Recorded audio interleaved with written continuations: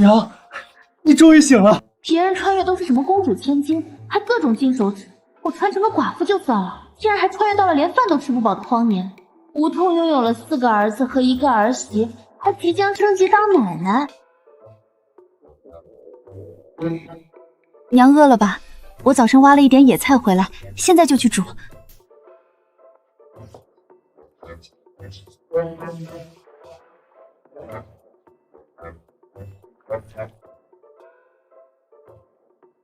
娘，给。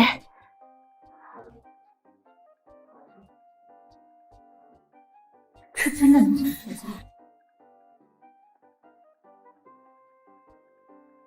没放盐，还有糠，刮喉咙，这怎么吃啊？虽说原主对几个孩子非打即骂，各种不待见，但是他们是真孝顺，家里为数不多的粮食都先留给我吃，原主竟然还为了娘家这么对他们。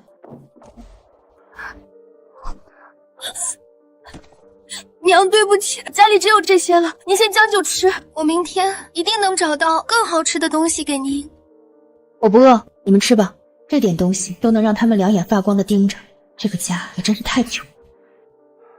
娘让我们吃，那就吃吧。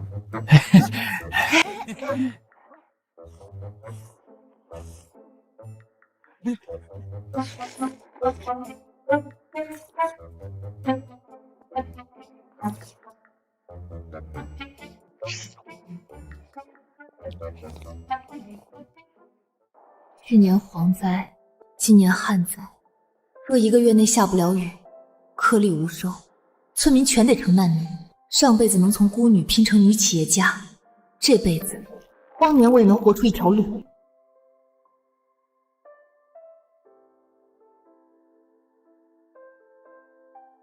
这麦穗都是空的。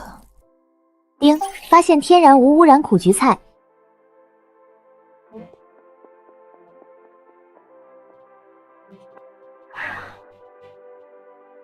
系统激活，荒年求生正式开始。系统，我的金手指这不就来了吗？这破日子，老娘要带着全家逆天改命！天然无污染苦菊菜1斤10文，这么多！丁，天然无污染苦菊菜2两，价值2文钱，是否售卖？是。竟然真的能换钱！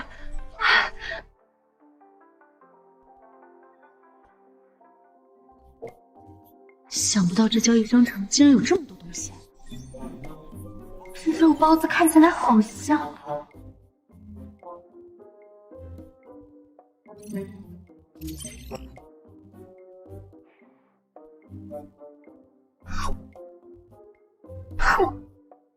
从来没有觉得一个肉包子有这么好吃。好，我要多换点钱，我要买的东西可还多着呢。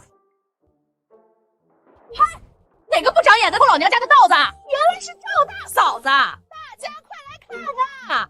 赵大嫂子偷我们王家的稻子哟！这是偷王家的粮食去补贴娘家呢。赵大嫂子可真是一点都没变。赵大嫂子越来越混不吝了，偷鸡摸狗的事儿都干，还有啥事儿她干不出来？接下来说不定还会偷人呢，反正是寡妇。这块田就在家门口，我还以为是自家的，谁能想到是王家的？怎么，你们连稻子和小额菜都分不清了？还真是专门拿来喂猪喂鸡的小额菜。这玩意儿不是真快饿死了，可没人愿意吃。你家里鸡鸭都没了，挖小额菜干啥？我看你就是故意找由头偷我家稻子。别以为我没看见，你刚才蹲在我家田缸上，手都伸到稻子缸底下了。这不是家里没粮食了吗？为了让孩子们吃饱，只能挖点小额菜回去加餐了。各位看不上小额菜，想来家里的余粮一定还有许多，不如借点粮食给我们家吧。借粮？我家可没粮借你。我家也没有。真是的。丁1斤，丁2斤，丁3斤。给我卖！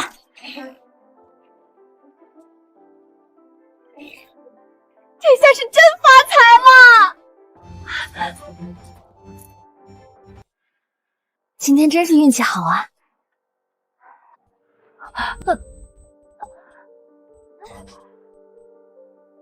伤口没处理，也没吃消炎药，要是发炎感染了，在古代可是要命的事儿。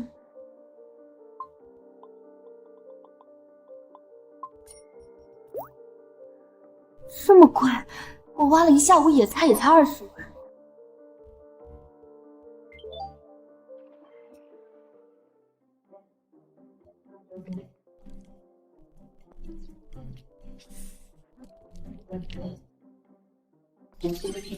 辛辛苦苦挖了半天菜，就剩10文了。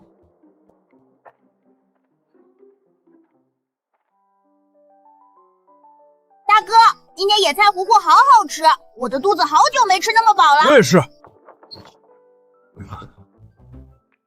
娘，你回来了。娘，我挑了2桶水回来。娘，我砍了柴。娘，我挖了一点野菜。原主这几个孩子，最大的18岁，最小的才6岁，可在这里，他已经扛起了家中的活计。丁发现天然无污染野蕨菜，30文1斤。我挖了3斤苦梨菜才赚30文，这么一小把蕨菜就值30文1斤，心累，身体更累。娘今天竟然没有训我们。不过娘拿着那把野蕨菜是要做什么？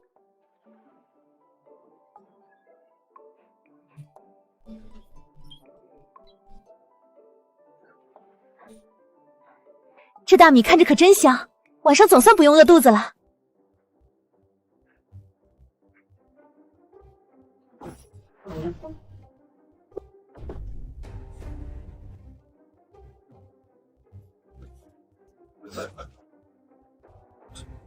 这是白米，真的是白米，好香！这白米，我本来准备拿去孝敬你们外祖父外母，不过今天的事让我对娘家彻底死心了。这么多年，我里里外外给程家补贴了那么多银子粮食，谁能想到被你们大舅砸破了脑袋。娘，以后给程家的好东西我们自己留着吃。我这演技要是放现代，这不得拿个影后大满贯？以前不管程家人怎么不要脸，娘都会向着那边。我们4个儿子就像是茅坑里捡来的，这次怎么？惠娘，这些米拿去煮了。煮了干啥？今天不是已经吃过饭了吗？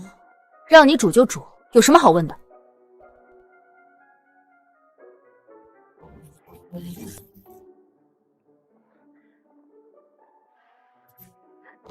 都煮了。娘，这么多米，一顿全煮了。怎么，我说话不管用了？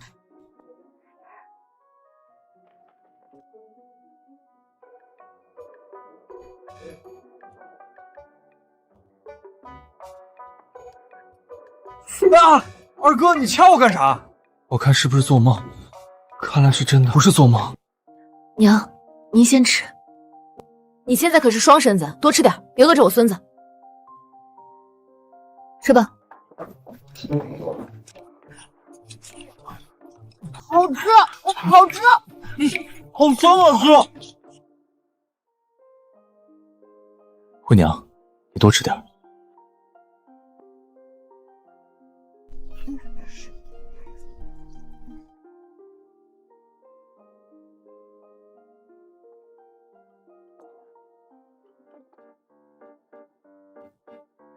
好饱，好久没有这么饱了。娘，现在是不是要去程家了？早就想把程家那群王八羔子揍一顿了。阿奶说，大舅拿走了爹的抚恤银，一共20两，要把这笔账讨回来。都坐下。也是，娘一心向着大舅家，怎么可能突然就死心？等这会儿伤心劲头过了，怕是又会变回原来的样子。程万万，老赵家倒了8辈子血霉，娶了你这么个败家娘们进门。大山爹的世银有20两啊，都被你拿去补贴娘家，活该你被娘家人揍一顿，怎么不揍死，还能少个祸害？这是原主的婆婆。1年前元神发婆分家后，和婆婆就彻底老死不相往来了。是全村人的面花小额菜，搞得好像老赵家苛待你一样。你个小娼妇有银子给娘家，没银子买粮食，还找人借粮，要不要脸啊？这老太太精神也真是好，大晚上的竟然跑到门口来骂我。我是那种站着被人骂的人吗？大山媳妇儿，你过来！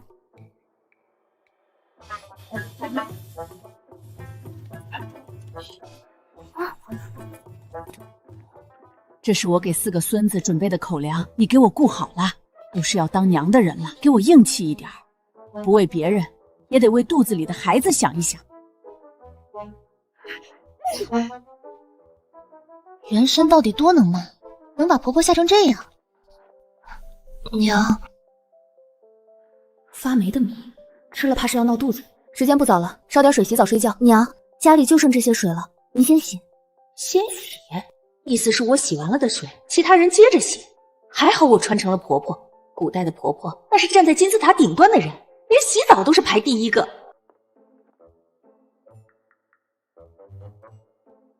一张床4个人睡，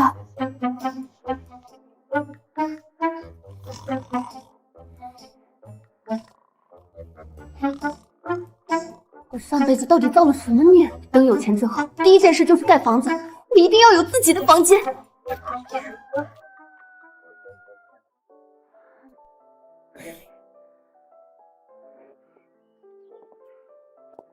这几个孩子是真懂事，也不知道原身为啥偏偏疼爱娘家的侄儿。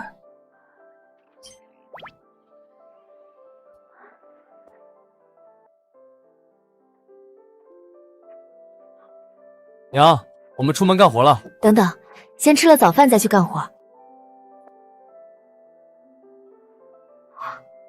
这粟米颜色怎么这么好看？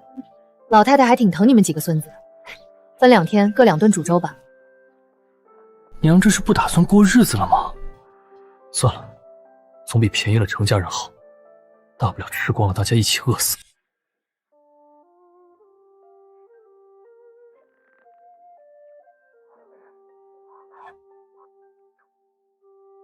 是吧？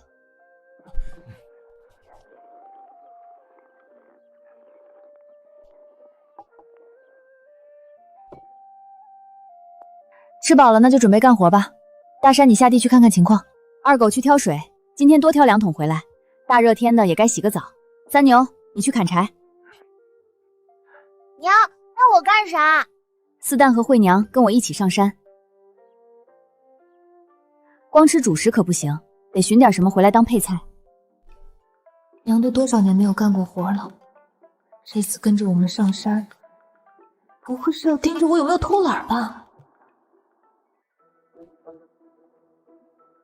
丁，发现天然无污污染苦苣菜。我的小钱钱又上门来找我了。丁，发现天然野生麻栗菇。丁，发现天然野生黑牛肝菌。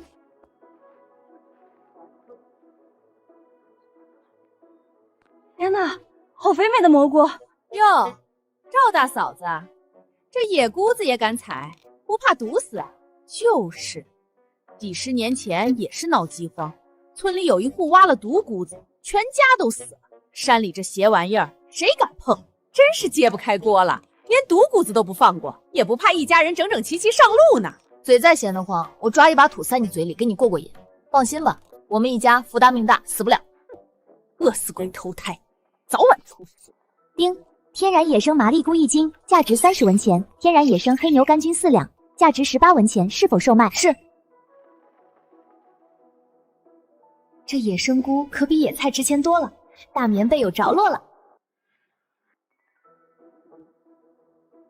娘，你发现什么了？这里树叶多，很阴凉湿润，一般会长蘑菇。你们四处找找看。哇，娘，好多菇子！丁，发现天然鸡菌菇，可食用，价值12文1斤。丁，发现天然野生黑牛肝菌。四蛋儿，你真棒！你就在这里采蘑菇，我们去那边再看看，记住别乱跑。这还是娘第一次夸我，娘还摸我的头。这小子也不知道多少天没洗头了。算了，我自己也没洗。娘，这有不少野蕨菜，我挖一点，咱们晚上吃。好。丁，发现天然野生黑牛杆菌。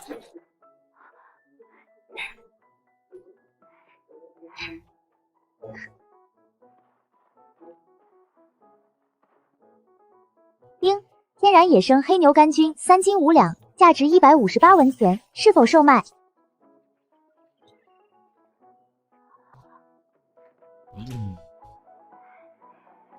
这才能换100斤大米，够一家人吃2个月了。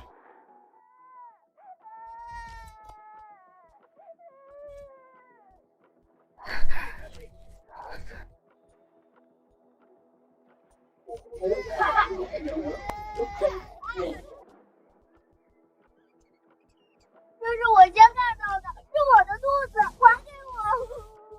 兔子身上又没写你赵四蛋的名字，凭啥说是你的？兔子在我们手上，那就是我们的东西。走喽！站住！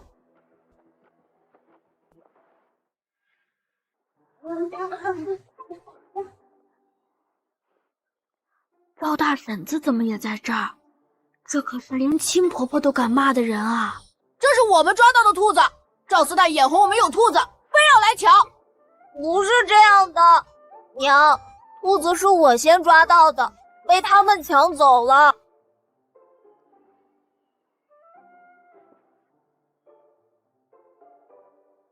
别兔子不兔子的了，先把医药费给赔了吧。找郑郎中拿点药，差不多30-40文钱。还有这件衣服也没法穿了，你们得赔。去年赵大婶为了2文钱，在我家门口撒泼了3天，把我妈气得够呛。现在可是30-40文钱，再加一身衣服。这只兔子就是证据，想来李正也会站在我这边。不关我们的事。我的兔子！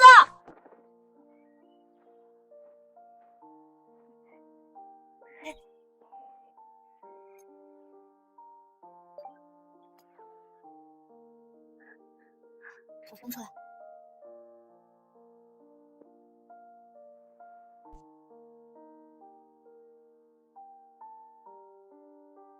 娘好温柔，铁柱哥的娘就是这样的，我好喜欢现在的娘。四代，你喜欢吃清蒸兔子还是红烧兔子？兔子这么可爱，为什么要吃兔子？丁，发现纯野生放养粗毛兔，1斤8两，价值54文钱，是否售卖？养殖场兔子才6文1斤，把这只野生兔子卖了，岂不是能换一只8、9斤的大肥兔？娘，这是什么？四蛋抓到了一只兔子，今天我们吃兔肉。娘，我会剥兔子皮，完整的皮毛剥下来，可以给娘做一个围脖。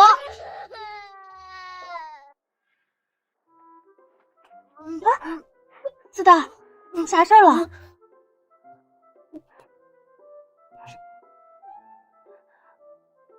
四蛋，这兔子是你抓的，等会儿你比他们都多2块出肉。好了，我们回家吧。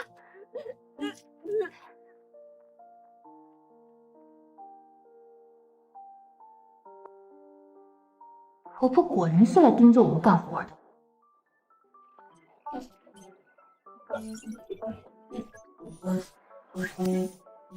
卖一只瘦的，买一只肥的，还净赚，这买卖划算。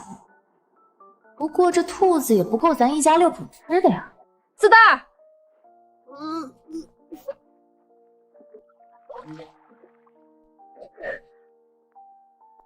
张大刚那伙人不会再来抢兔子了，你哭什么？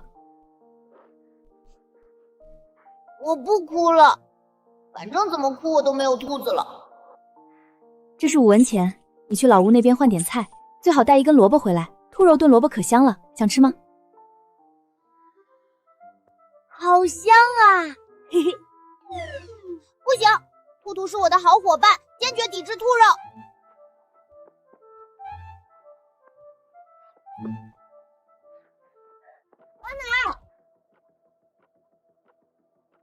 四蛋，你咋来了？娘让我来带一根萝卜回去。当初是大嫂闹着要分家，还拿走了大哥20两银子抚恤银，说好了与老赵家再无干系。现在竟然让小儿子来要吃的，怎么会有脸皮子这么厚的人？你娘就是个懒货，开春的时候大家都种萝卜，就她不种。现在好了，谁家多少都有存粮，就你家还要挖小额菜吃，搞这一出让人看笑话。大嫂都那样过分了，婆婆竟然还偏心大嫂那一家人，不就是大嫂能生儿子吗？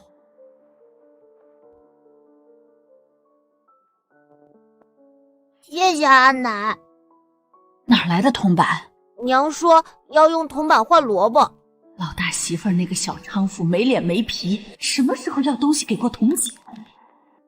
等会儿，1文钱起码能买3斤萝卜，要不了这么多。娘知道我没给钱，会打死我的。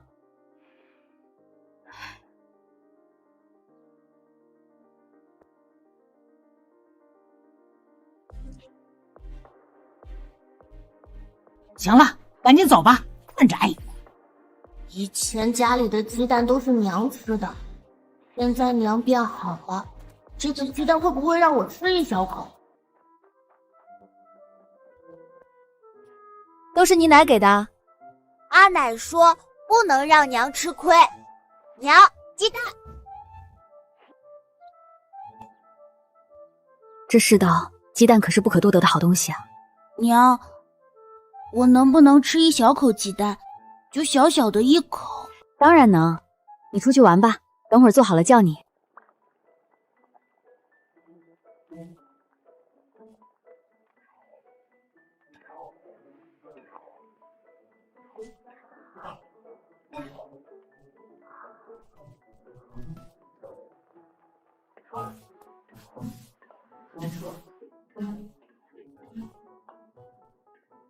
从昨天开始，婆婆就变得好奇怪，家里无论有什么东西，都得一餐吃完，这日子可怎么过啊？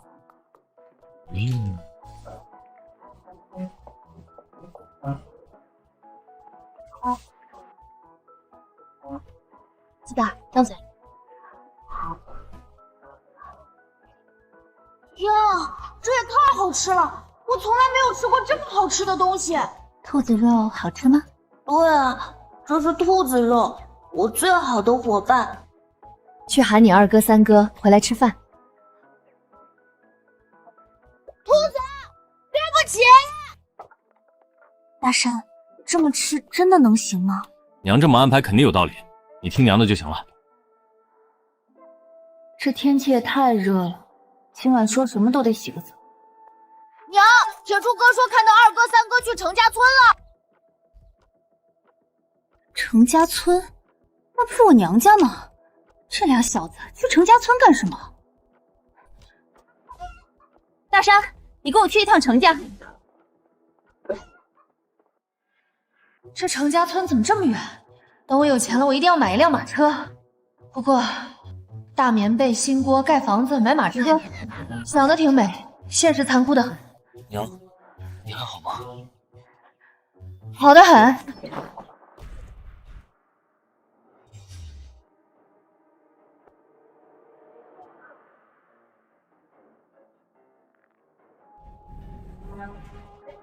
二狗，三娘，大哥来了，太好了！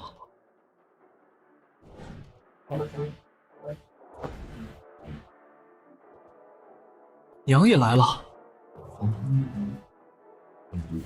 完了，上次我们来给娘出头，结果被娘反过来狠狠揍了一顿。这次娘肯定更向着程家了。我们搞砸了，20两银子没要回来，还惹了麻烦，娘会不会不要我们了？大山娘，你来的正好，程家最后一只大母鸡被这俩狗东西拧断了脖子，所以你就把他们都绑了起来。没错，你教不好你儿子，那我就费心替你好好教导教导。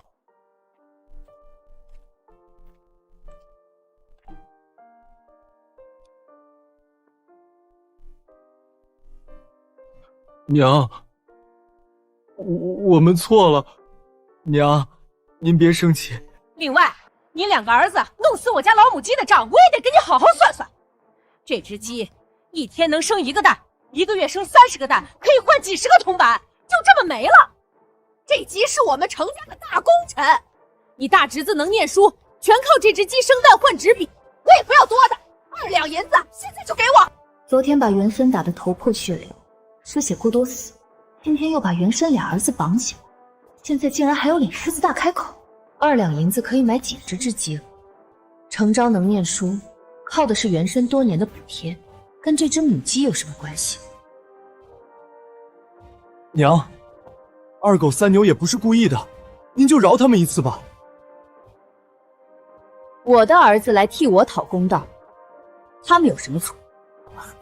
不过，既然要算账，那就一笔一笔算清楚。娘说我们没有错。大山，去把绳子解开。不许放！这2个王八犊子偷了我家的鸡，必须给他们一个教训。怎么，我说的话不管用了？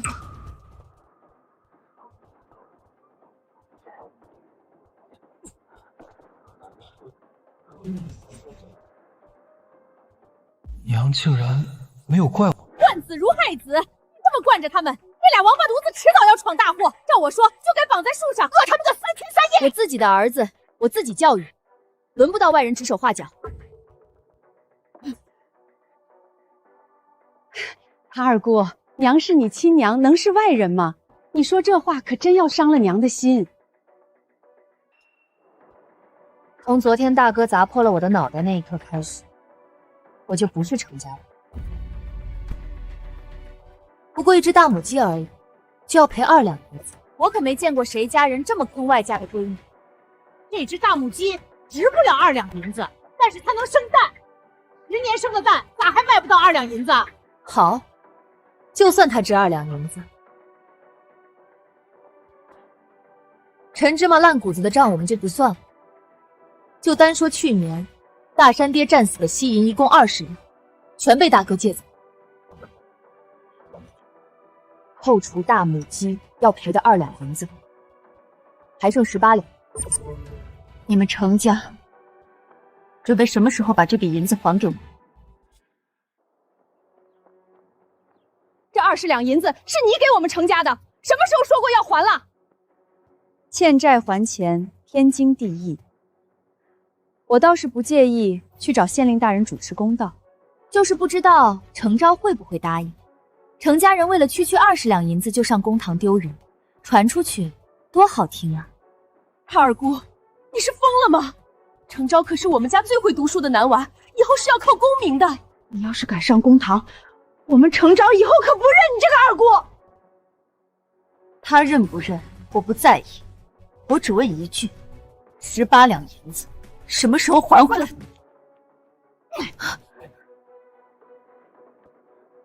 你个不要脸的赔钱货，竟然敢来程家要钱，赔你的脸！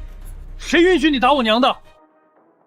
既然老太太非要撕破脸皮，那就公堂上见吧。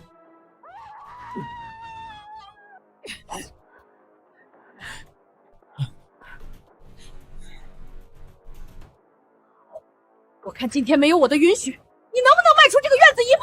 老大、老二，都给我出来！有人欺负到咱们程家头上来了！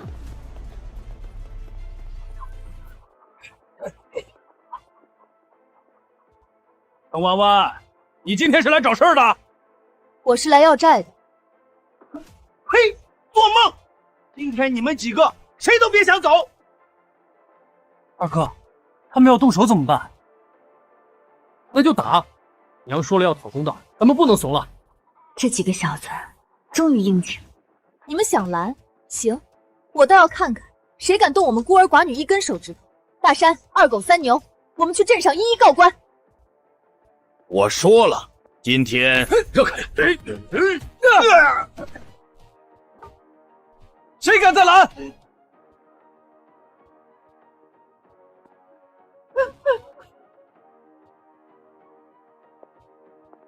二姑，你等等，别走！娘，我看是昨天那一下让二姑子和咱们家生了嫌隙，她说不定真会去镇上去告官。不就18两银子吗？先答应下来，等她气消了也就好了。等以后我儿子当了大官，绝不会让你程万万沾一点光。等程昭高中后，这笔银子程家不会少你1文钱。二嫂，什么时候大嫂手上有钱了，你过来大河屯告诉我一声，只需要报个信儿。这18两银子，就分1半给二嫂。真的假的？当然是真的。我要是不给，二嫂也可以去镇上找县令告我。好。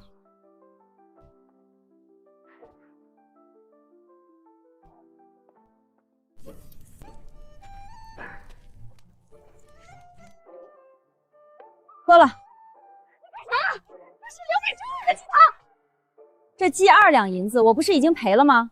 既然钱都赔了，这鸡汤就是我们赵家的东西。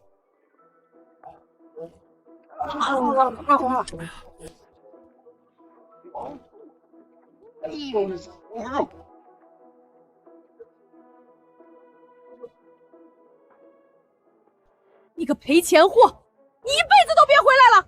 你从赵家分出来，又跟娘家老死不相往来，以后你被人欺负，别指望程家给你出头。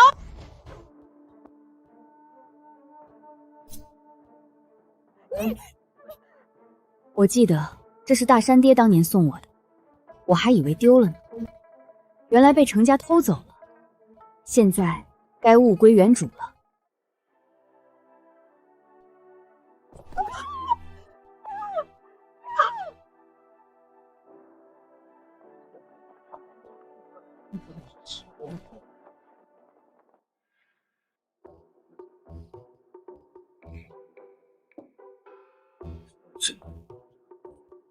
这么多菜，过年还丰盛，想不到我们在外面闯了祸，丢尽了脸面，回来不但没挨打没挨骂，竟然还有满满一桌子好菜等着我们。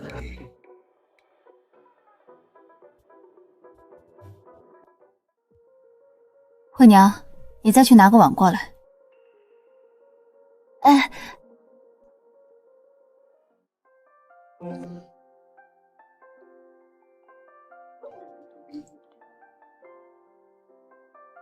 子弹，端去给你阿爷阿奶。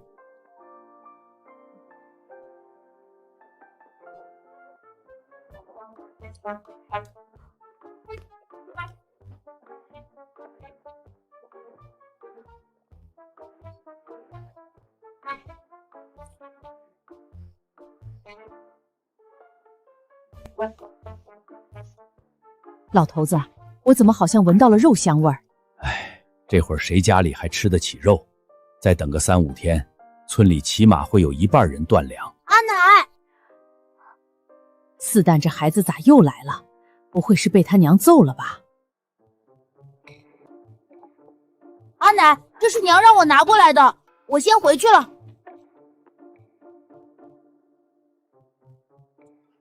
大嫂竟然会给娘送吃的。四探白天来要走了3根萝卜1把豆角，还拿走了1个鸡蛋，一来一回的，差不多也抵了。那败家娘们儿什么时候这么大方过？以前只有需要老赵家帮忙的时候，才会突然示好。我倒要看看他到底想干什么。这是你们大伯母孝敬我老婆子的，就不给你们吃了。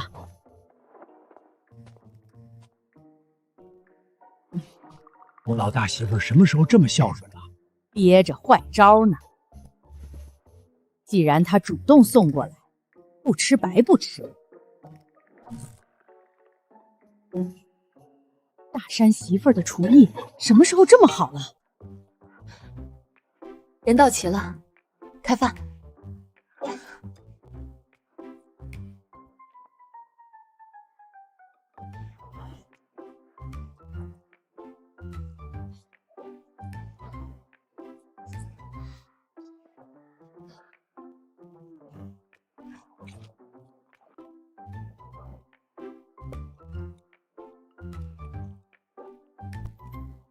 我第一次吃这么饱，娘明天还能吃饱肚子吗？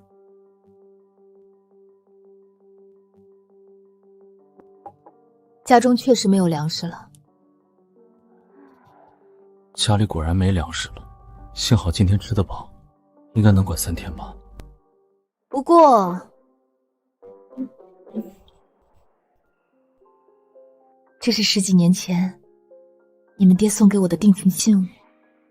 当初我猪油蒙了心，拿去给了程家人。这是爹送给娘的东西，不能当。不当银餐就没钱买粮食。我想你们爹在天之灵，也不愿看到儿子们饿肚子吧。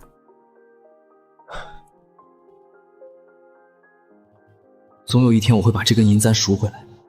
今天娘为了我们和程家决裂，以后我一定会让娘戴上金簪，穿上绫罗头缎。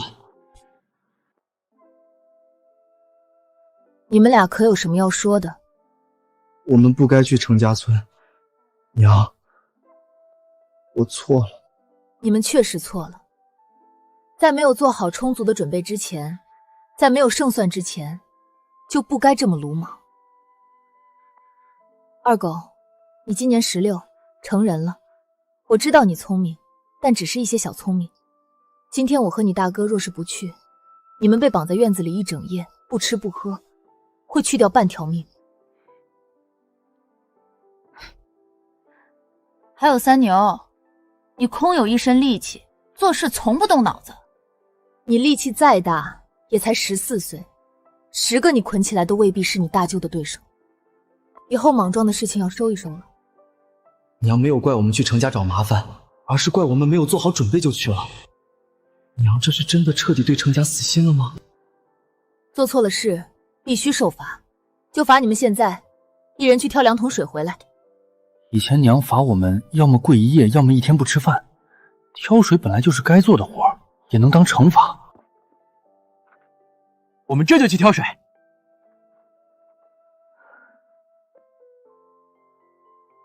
今天都累了，不管是谁都必须洗澡。哎，我这就去烧水。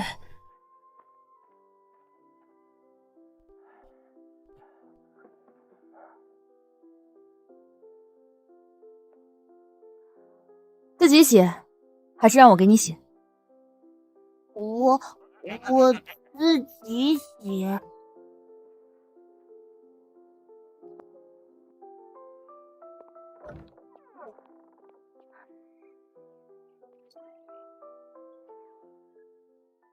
这是刚刚在你们大舅家里顺出来的顶好的香皂，洗完澡后香喷喷。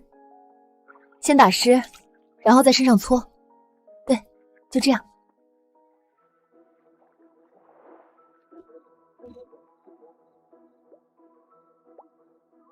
你能不能快点洗？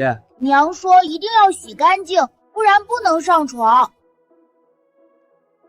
三牛，我们俩帮他洗。二哥、三哥不要，大哥快来救我！别搞这个，好呀，我洗完了。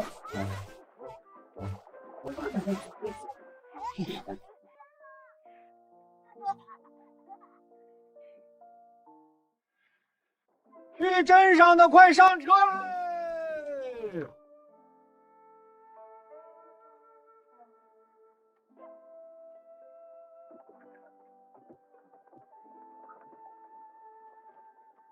赵大嫂子，这是去哪儿啊？咋不去程家村？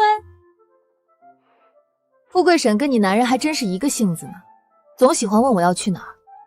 我去哪儿跟你们2口子有关系吗？你这话啥意思？富贵婶有精力盯着别人，还不如多放点心思在自己男人身上。这个该死的赵富贵，不会还在背地里纠缠这个寡妇吧？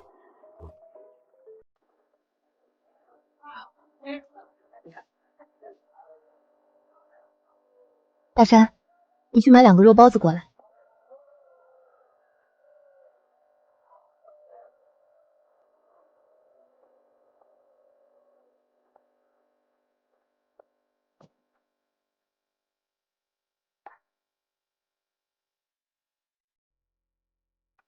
100文。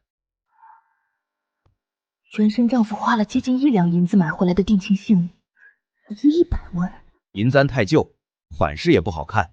再一个，最近典当首饰的人还挺多，价格自然也就下来了。这位大婶，我可没乱开价。算了，不当了。为了这么点铜板，当掉原身和丈夫的定情信义，着实不值得。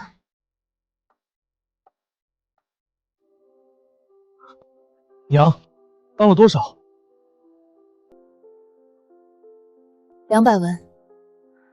这么说也不算骗他，反正他也不知道。200文可以买很多粮食了。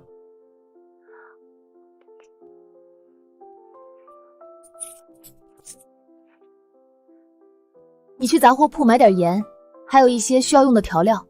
我去粮店看看。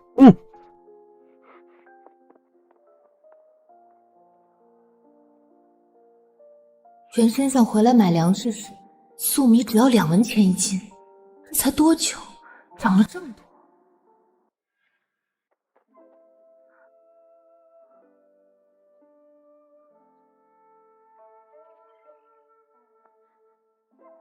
大米20斤，面粉20斤，铁锅1口。本来还想多买点的，真的背不动了。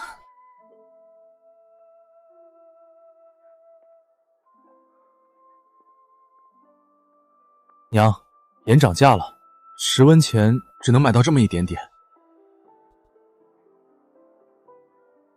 我刚刚也买了点儿，走吧，回家。还好商城里的盐便宜，10文钱能买5大包。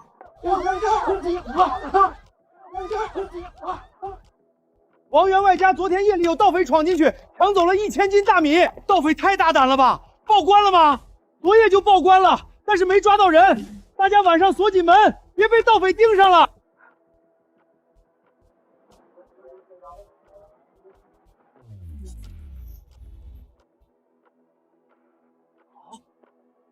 咋这么贵？走吧。平安镇1000斤粮食被盗，本来就短缺的粮食自然更加金贵。今天15文，明日怕是要20文。好在我有商城，但其他人少不得要受许多苦。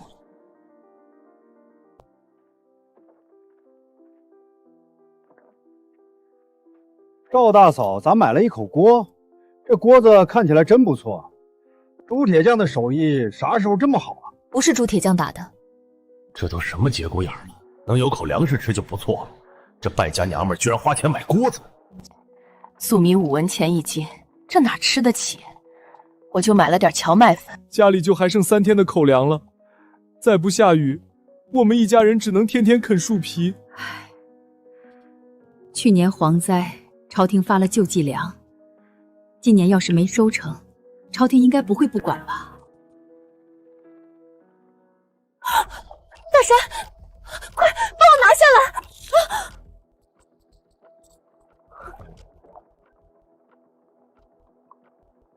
大叔，你快看看，这是蝗虫吗？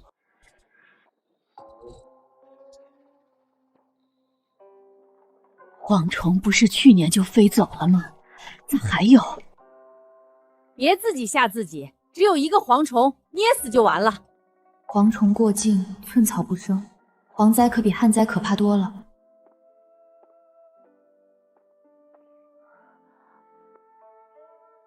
惠娘，去关门。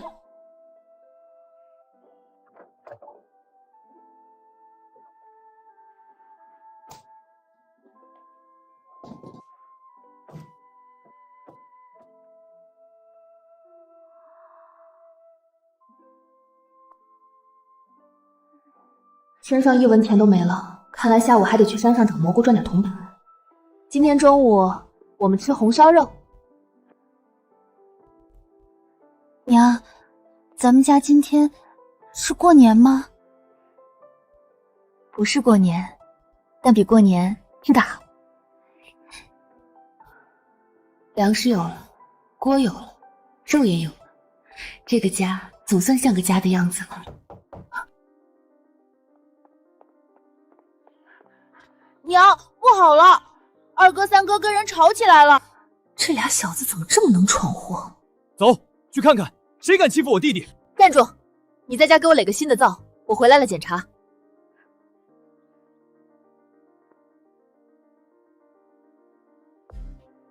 张大刚，看来是为了昨天那只没到手的兔子，故意找我儿子的麻烦。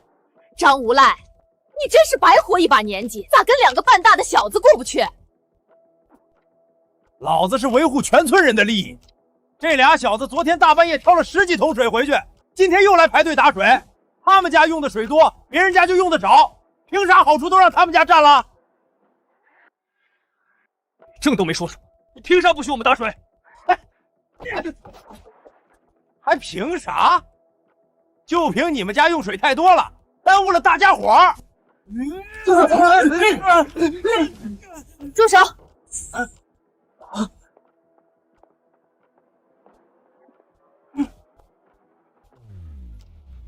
你这是要公然欺负我们孤儿寡母？谁能欺负得了你？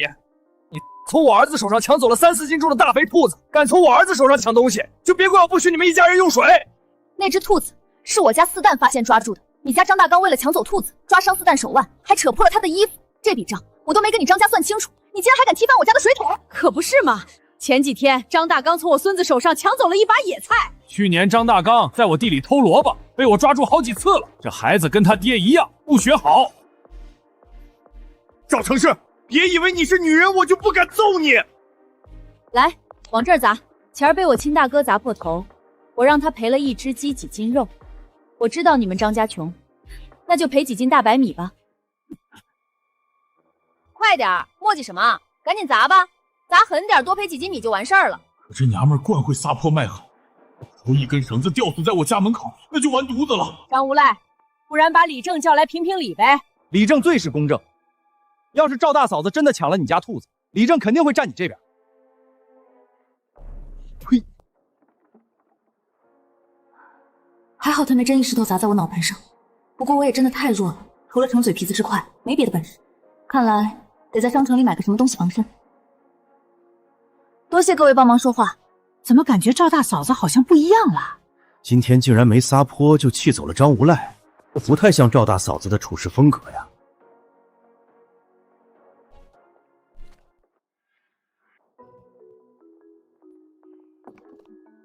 洗手，准备吃饭。娘不罚我们？你们又没错，罚你们干啥？张无赖没事找事，跟2个孩子有什么关系？主要还是太穷了，为了1只兔子1桶水，都能闹成这样。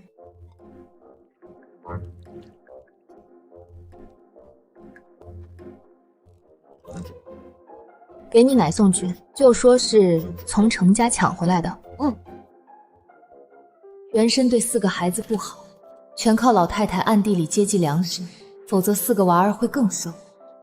既然决定了要好好过日子，就有必要和老赵家缓和关系。阿奶，我娘让我送肉来了。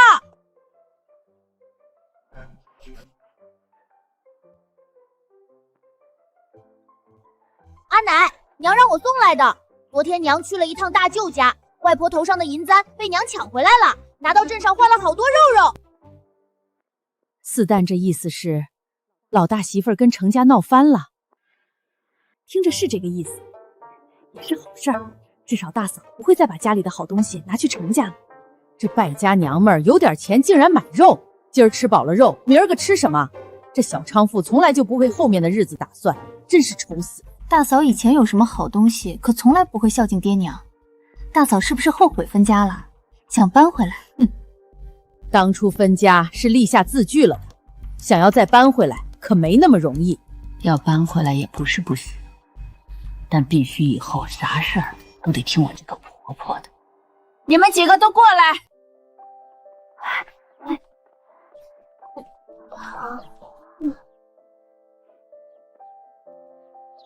一人1块肉，多的没有。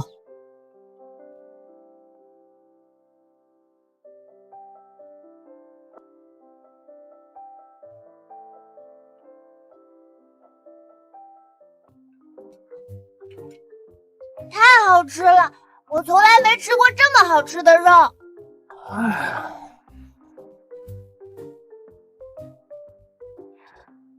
都别歇着了，跟我上山。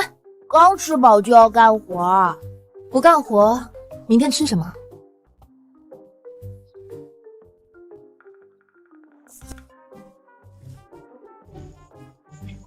丁发现天然野生松茸菌，松茸可是好东西，在现代社会能卖到好几百一斤。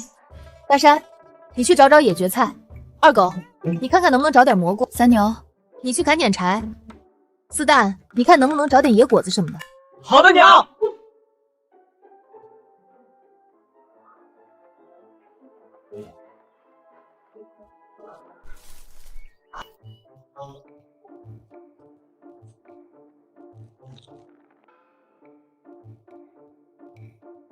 丁天然野生松茸菌6两，价值390文钱，是否售卖？吃野松茸竟然这么值钱！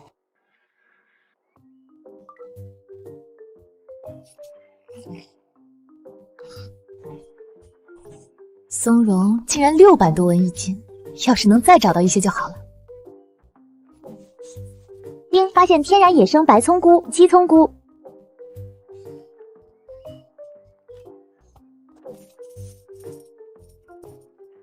想不到这么快就挣了半两银子了。要的是我们家泥鳅先发现的，凭啥归你们家？这是我家小子爬树拿下来的，当然是归我们家。给我放手！鸟蛋的味道应该很不错，回头让四蛋这小子在林子里寻摸一下。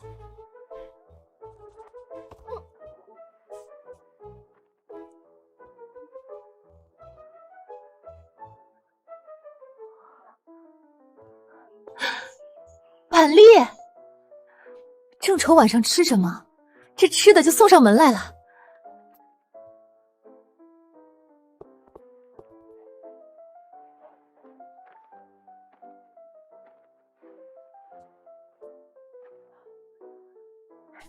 算了，一人一半，不许再抢了。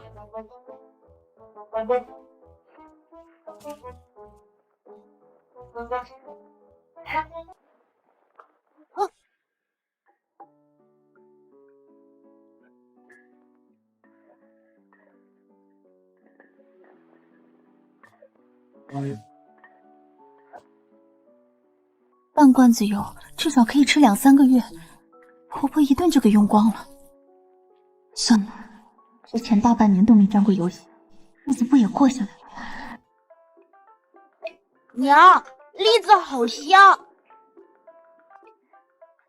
来，四蛋尝一个。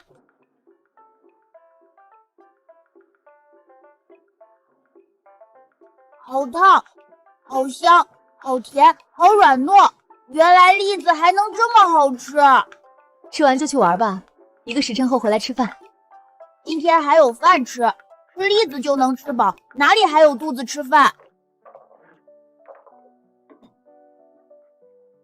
这东西当零嘴吃就行了，不能多吃，小心肚子疼。娘，按咱们现在的吃法，家里的食物也只够吃6、7天。银簪换回来的粮食吃完后该咋办？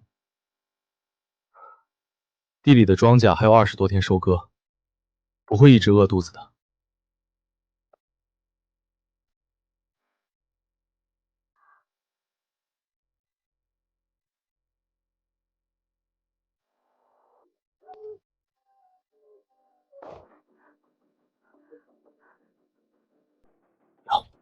村里进贼了！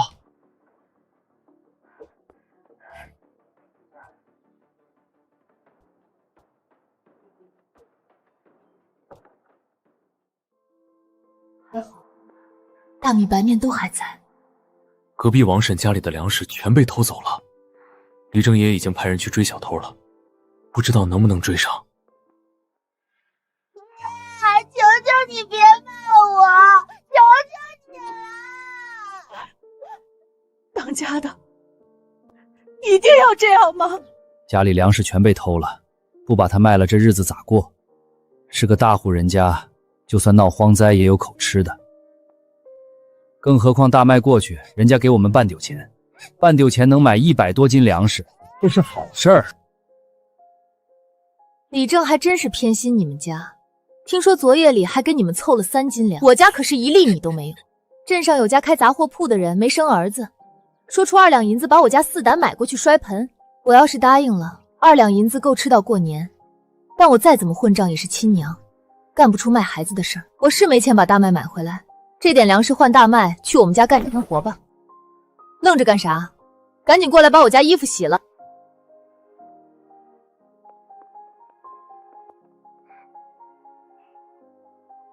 赵大婶子都能把日子过下去，为啥我们不能？哪怕是吃野菜、啃树皮，我也不同意卖孩子。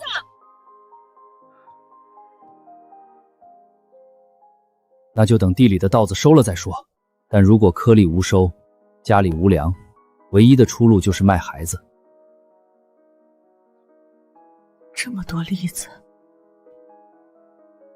他为什么要帮我们？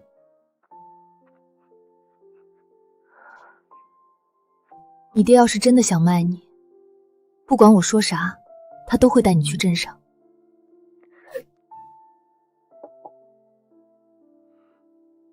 先吃点东西，然后干活。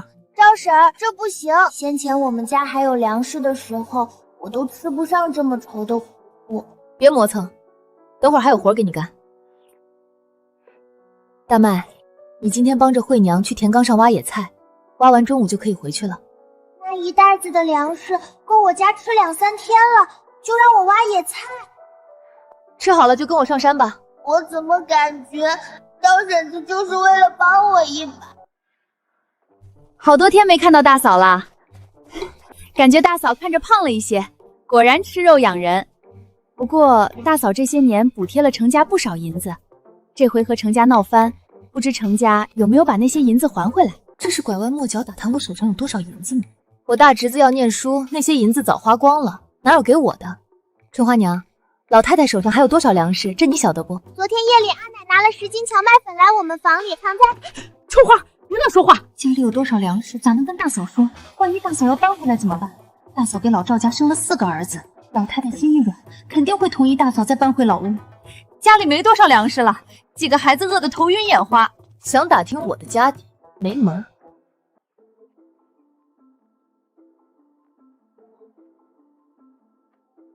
你们先在这儿挖着，我一个人往前走。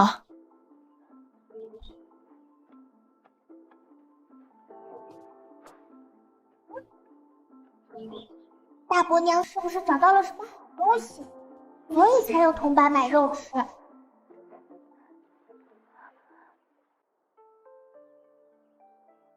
这莲花下应该有不少莲藕，莲藕可是好东西，在许多朝代都是南方附属国献给朝廷的贡品。不知道这个时代莲藕是什么地位？太久没有降雨，地下的藕刚长出来就停了养分，藕有点细，不够酸。商城大概是看不上这样的藕，压根就没报价。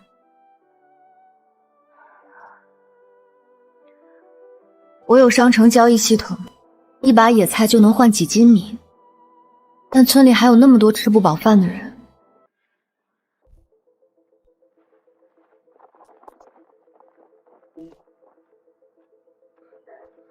干啥？后头有鬼在追你不成？大伯娘，她挖到了好东西，就在这里。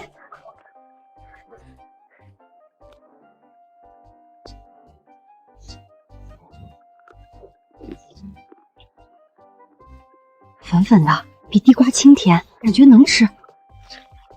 走，回去问你阿爷。阿姨，我和娘发现了能吃的东西，你看看这是啥？这是玉笋，玉笋可是好东西，专供给京城的。春花，这东西哪里挖的？就在山上，很深很深的山里，一大片，全都是，好多好多。把你爹二伯都喊回来，大王二旺也叫上，赶紧填填肚子，一家人全上山。4亩半的糖，就算干旱减产，少说也有2、3千斤。大旺，你去叫李正来一趟。爹，这是咱家先发现的，凭啥告诉其他人？这么大一片糖，几千斤粮食，咱家10几口人吃不完，也挖不完。而且春花能找到这里，别人也能。如果隔壁桂花村的人先发现，就没大河村什么事儿了。我娘家就是桂花村的，若是提前透点信，我娘家的人就不会饿肚子了。罢了，就先挖着，晚点我再去找李正。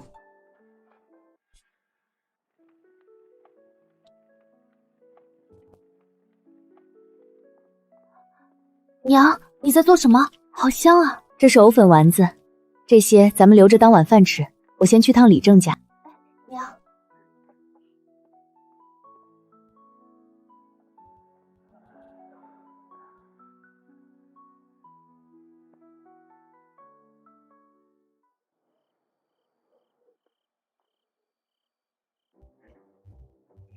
赵成是怎么来了？去年来就是让李王主持分家，闹得鸡飞狗跳。李正叔，大山娘，有事儿？尝尝这个。这是啥？又香又糯，比肉还好吃。今儿早上我上山看到一片枯塘，随便挖了一铲子就挖到了这东西，白白净净的，也不知道是啥，但感觉能吃。这东西哪儿来的？山上有一大片，4、5亩的样子，厚厚的泥土里全都是，我估摸着能有上千斤。上千斤？那每家每户岂不是能有颗100斤？咱大河村有这东西，咋以前没人见过？这是玉笋，我几10年前见过，南方有很多玉笋能填饱肚子，不过听是专门进贡给京城的，不晓得为啥咱大河村竟然也有。我去换双草鞋，等下就上山看一看。大山娘，我以前是看错你了。听说深山里发现了粮食，好像和地瓜差不多，可以填饱肚子。今儿所有人把手里的活放下，跟着我一起上山。所有能干活的劳动力都去，必须在最短的时间里把粮食挖出来。听说是赵三媳妇孙氏透了口风给桂花村的人，李正才突然召集全村上山，晚一步就被桂花村的人挖走了。山上的玉笋是我闺女发现的，让我娘家人来挖一点怎么了？若不是我家春花跟上去，大嫂那个性子的人咋可能告诉李正？算了，得罪全村人，老太太能扁了我的皮。春花看到有好吃的，没忍住去她大舅家里显摆了，谁能想到闹成这样？再敢张这个嘴到处胡说八道，小妇我把你嘴撕烂！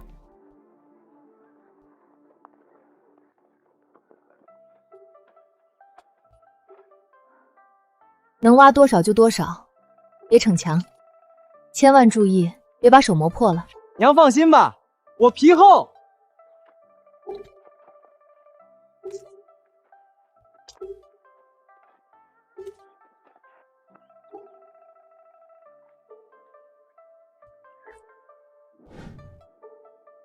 娘，你去边上休息吧，我们来挖就行了。你们4个把手掌摊开给我看看。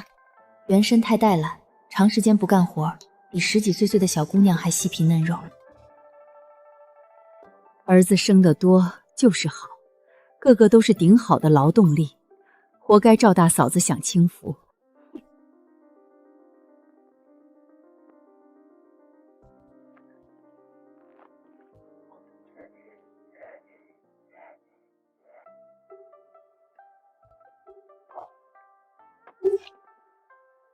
丁，发现天然野生百年人参。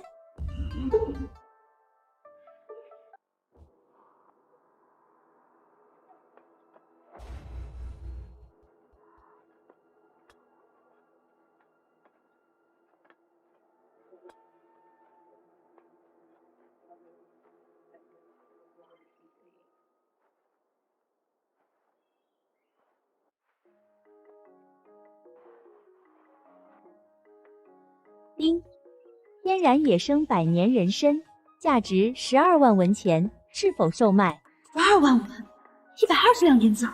这个时代家产超过100两银子的屈指可数，岂不是一不小心成富婆了？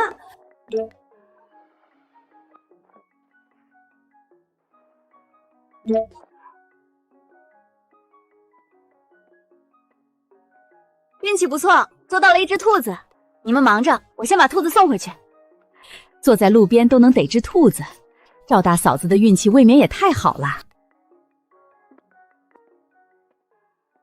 我玩，快来救我！我陷下去了！你这小子啥时候能消停一点？累得要死还得管你，都快娶媳妇的人了，怎么不能懂事一点？二狗哥都还没娶媳妇，哪里轮得到我？这小子机灵滑头，很少会有这种表情，该不会是心里有人了吧？这边泥巴又干又硬，大旺是怎么陷下去的？我去看看。大山，你知道老二啥情况不？不晓得。不知道。娘，我知道，二哥之前问过我想不想要二嫂，还说要带我去看二嫂。二狗真狗，这么大一点就想着娶媳妇儿了，不过也挺有担当，喜欢的人就想娶回家。娘，你跟我过来一下。娘，我发现方才大旺陷下去这儿的土特别软，我挖开看了一下，泥里也有玉笋，而且比那边的大一些、粗一些，我们就在这里挖。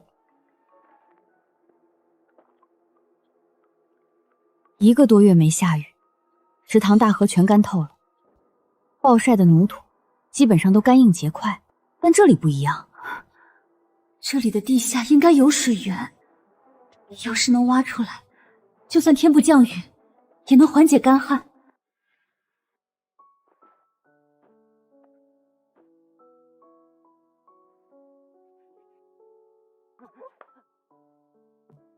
等会儿，先盛一碗出来，给你们阿爷阿奶送去。娘，你对阿爷阿奶那么好，因为你们阿爷阿奶是你们爹的父母，你们爹战死沙场，为国捐躯，我当然要代替你们爹来孝顺他父母。以后我也要孝敬娘。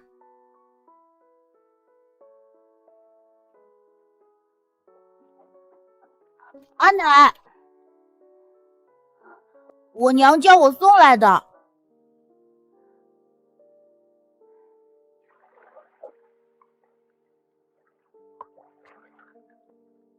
你站着等会儿，老三媳妇儿拿10斤玉笋出来。昨儿大嫂光坐着休息，还以为她瞧不上你，没想到是想伸手找老宅要粮食，想吃玉笋，昨儿就该好好挖，伸手来老宅要。老三媳妇儿，前儿晚上孙家人上山挖玉笋的账我还没算，你倒折在起我来了。阿奶，今天的野菜糊糊咋这么香？锅子里好像有肉。你们大伯娘让四蛋送来的兔肉，大伯娘太好了，我让四蛋带回去10斤玉笋。二旺，你觉得给多了吗？要是谁给我吃1口肉，我给他20斤玉笋。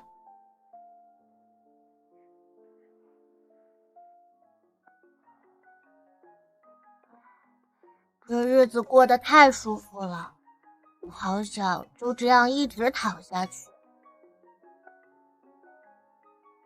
大山娘在不在？前儿你给我们家3、4斤毛栗子，这是还给你的。大麦给我们家干了1天活，早就抵了。大麦在你们家吃了2餐，干1天活也没什么，还要不要？王婶子虽然嘴上不饶人，不过倒是个可以深交的人。古代人没有专业仪器，是怎么找水源的？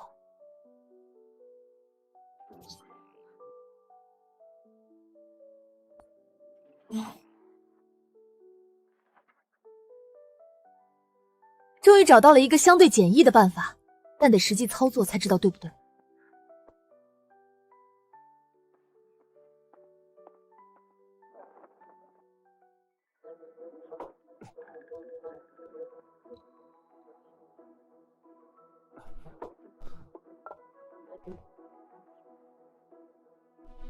大灵光棍是你，这绝是狗粮。娘，那啥，大山，你过来帮我认认这种植物。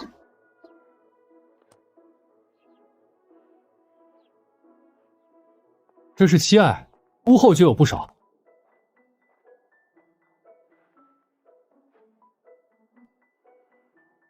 这就是现代说的艾草，没错，我要找的就是这个。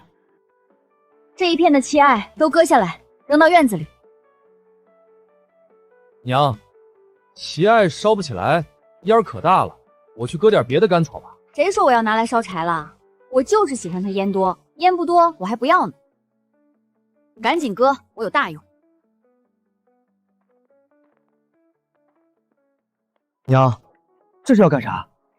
吃完午饭跟我上山一趟，到时候就知道了。娘，挖玉笋的地方好像有人。大河村的人昨天累了1天1夜，不可能这会儿又来，那只能是桂花村的人。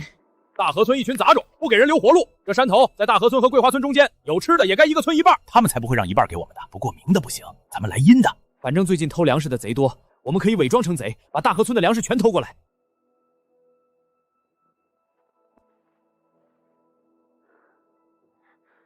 今天先回去，桂花村的人要搞事情，这会儿去找水源也不太合适。娘，那边有鸟窝。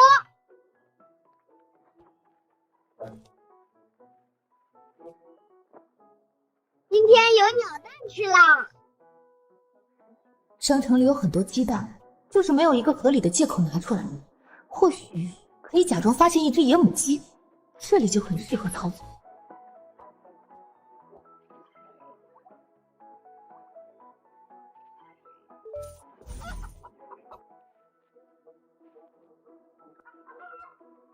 是鸡，附近有鸡。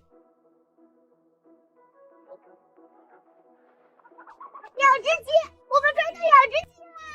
这两只鸡好肥，我把它们脖子拧断吧，免得半路逃走。住手！这两只野鸡好像是母鸡，母鸡一天可以生一个蛋，把这两只鸡养起来，以后你们每天就都有鸡蛋吃了。娘，这两只鸡真的会生蛋吗？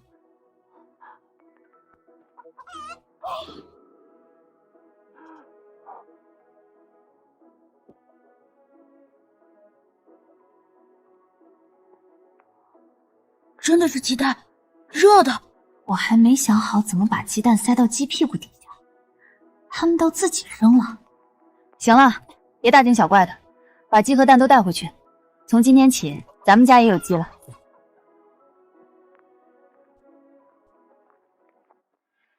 李正，地里没粮食，朝廷会给咱们发救济粮吗？听说镇上的粟米涨到12万1斤了。李正，我刚刚上山，看到桂花村30几个人在我们大河村的山头转悠。这么多人来，要干啥？听他们的意思，是想集结一帮人来大河村偷粮食。桂花村的人也太不要脸了，我们先去给他们一点教训。都安静！若是我们先动手，要到县令大人那儿去，吃亏的是我们全村人。不过，我们大河村也绝不允许任何人来抢走我们的粮食。总不能让他们偷走了再打回去吧？不如建立巡逻队，每家每户派一个人，轮流值岗。一旦发现桂花村有异动，再反击也不迟。你这娘们一句话就给大伙找了个破差事。李正这么清正的人，要是同意这个主意，我还要怀疑一下你这个寡妇是不是勾上了李正。李正同意我的主意，就是跟我勾上了。那村里其他人都同意，岂不是人人都跟我有一腿？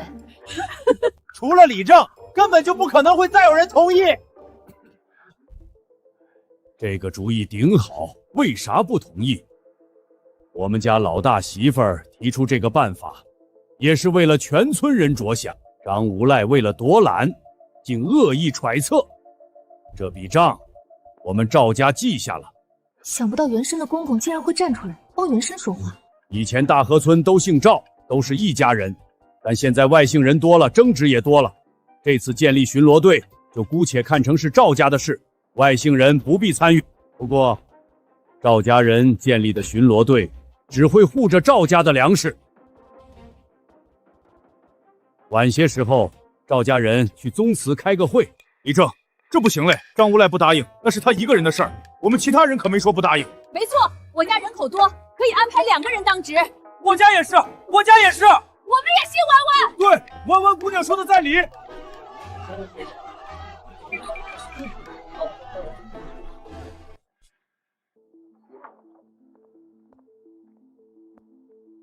桂花村的人不知道什么时候会摸过来，得买点东西防身。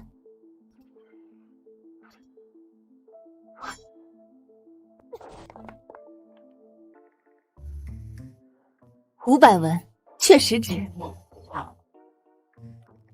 娘，这是哪里来的刀？看起来好锋利。上回去镇上，在巷子里捡的，送给你了。谢谢娘。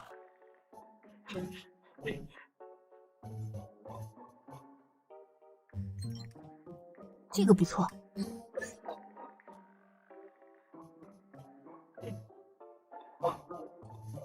娘，可以吃饭了。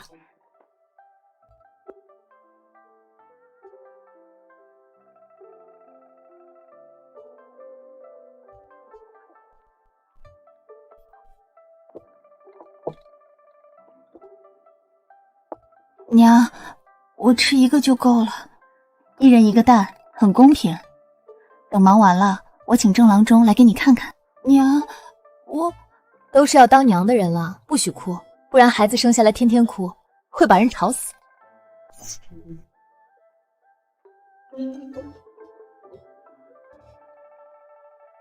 二狗哥，你在吗？四蛋，那女孩是不是你二嫂？是水琴姐，她就是未来的二嫂。看老二这副春心荡漾的样子，是铁了心要把人娶回来。办喜事要花钱，我手上倒是不缺钱，但缺一个光明正大拿出来花的理由。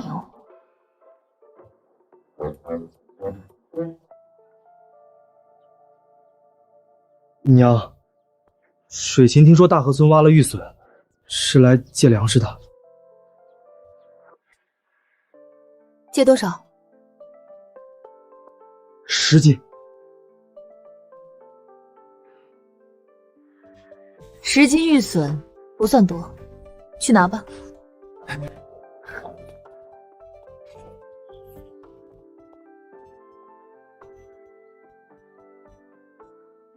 我提的是借20斤粮食，这二狗却只拿了10斤，回去怎么跟爹交代？水琴，我家实在是拿不出更多的了。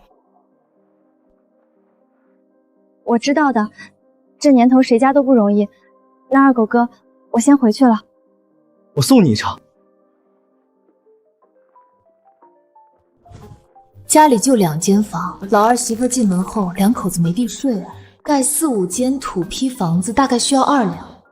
等考察过这姑娘的人品之后，可以先给点彩礼定亲，开春再娶进门。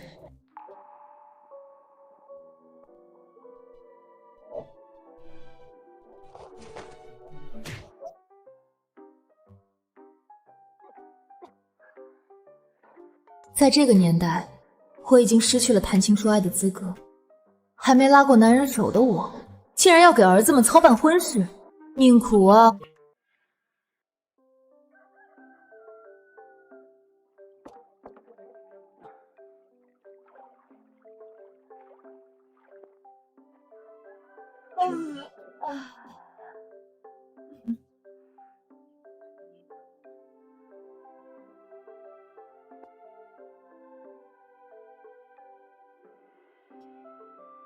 每天吃3、5斤，再补2、3斤回去，看起来还有不少呢。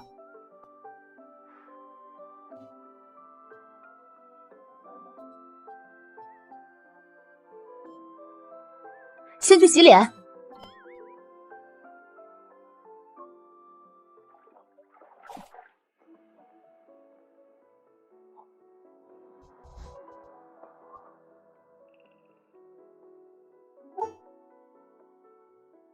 水琴姐，热恋中的年轻人就是娘。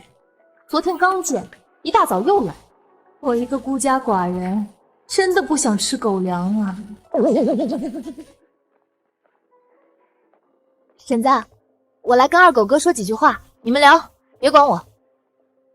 二狗哥，我刚进村的时候，看到好几个人在村口走来走去，看到我还问了许多话，这是干啥？这孙水琴，这不会是桂花村派来打探消息的吧？四大，叫你水琴姐进来坐，一起吃个早饭。婶子，你就留下吃饭吧。不，我怎么能留下吃东西？其实婶子，我是……水琴，你有什么事就说，我娘很好说话的。这才几天，这小子就忘了我之前凶神恶煞的时候。这姑娘并不像看起来这么单纯。反倒是老二，像是完全陷进去。孙姑娘，你有什么事就说，只要婶子能帮上忙，定不会推拒。婶子，能不能再借给我们家20斤粮食？婶子不是不愿意借，只是昨儿刚借了10斤出去，今儿又借20斤，一碗水端不平。其他几个儿子怕是会有想法。娘，我没有想法，咽吧。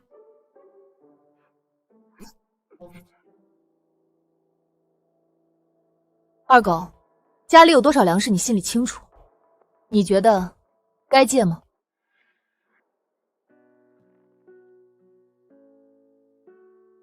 孙姑娘，20斤我们家拿不出来，最多只能再匀10斤。谢谢婶子，太谢谢了。二狗，再去取10斤玉笋来吧。孙姑娘，我看得出来你是个好女孩，我们家二狗不懂事，不能体谅你，你也别跟他计较。我当然不会跟二狗哥计较，我不过是随口贬低了一下自己儿子，这孙姑娘竟然跟着附和。他估计也在心里怪二狗没有第一时间答应借粮，到底是年轻，连心思都遮掩不住。水琴，我送你回去。村头村尾都有人巡逻，要是被人看到你们俩单独在一起，没得败坏了孙姑娘的名声。慧娘，你去送一程。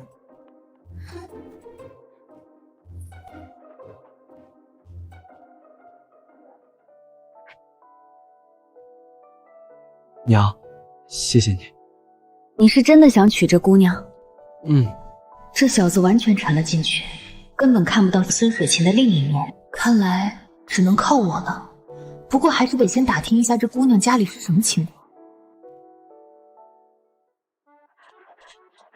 赵大嫂子，你出的那个主意真不错。桂花村那帮混蛋昨晚偷偷潜进来，当值的10个人立马扑过来把人逮住了。后来听说桂花村里正召集开会，拘着村里人不许他们来大河村闹事儿，说是丢人呢。我只是出个主意，主要还是靠大家齐心，才保住了全村的粮食。这赵大嫂怎么白了这么多？气质也不一样了，以前只会撒泼的人，现在竟然有些温柔。我去老赵家看看。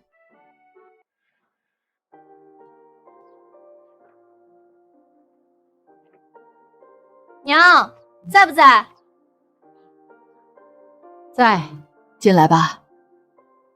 连着送了这么多天吃食，这是要开口搬回来了吧？等会儿不管这小娼妇怎么哭，我都不能心软。你咋来了？我今儿过来，主要是想打听个人。分明就是想搬回来，拐弯抹角讲干什么？你说吧。一个姓孙的姑娘，小名水琴，好像是桂花村的。不知娘有没有听说过？没听过。这姑娘我认识，她爹和我爹是堂兄弟。大嫂问她干啥？这不是想给二狗找媳妇儿吗？打听一下这姑娘的人品，要是不错，可以上门提个亲。这娘们儿竟然开始为二狗打算了。要是她能把二狗的婚事敲定，让大房一家人搬回来也没什么。我堂叔就是个混不吝，吃喝嫖赌样样精通，家里全靠水琴撑着。大嫂要是娶了水琴这个媳妇儿进门，以后有的忙着。水琴是个好姑娘，模样俊俏，人灵快，比许多男人都强。大嫂要是娶了这么个媳妇儿进门，以后是要享大福的。一看就知道在昧着良心说话，估计肯定打听不到什么，但孙家肯定不简单。那我回去琢磨琢磨，什么时候上门提亲。先走了。不坐一会儿。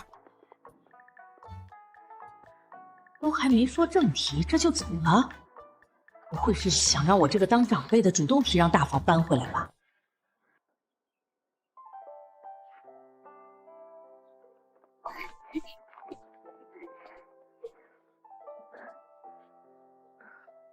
走吧，上山。娘，太阳还大着呢。太阳大正好，等会儿你就知道了。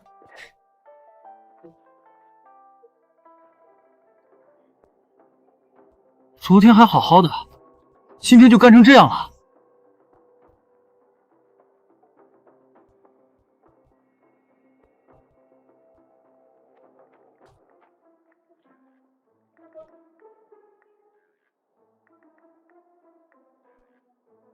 就这里，把奇案拿出来，丢在地上。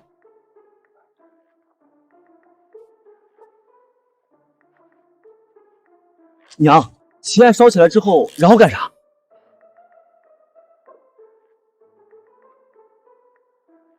然后跟着烟走。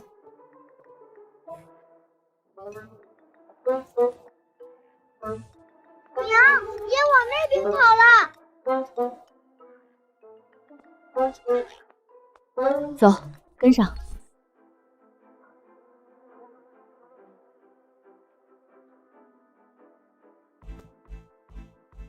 娘，娘，你看，水！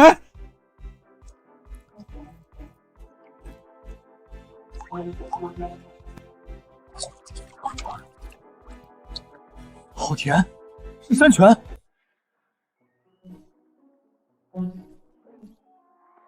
甜的。娘，你咋知道用奇艾为啥能找到水？小时候在外婆家，见郎中熏奇艾驱湿气，我想着湿气和水有关，就试了试，没想到真找到了水源。娘，你真厉害！再也不愁没水喝了，山泉水好甜。以后挑水的活就交给我了，我一天挑4趟。挑一趟水得1个时辰，你一天天的就这么闲？发现了水源不算厉害，要是能想办法把这里的水送到家门口，才是真的厉害。二哥，快看，那边是不是水芹姐？那是赵傻根？你干啥？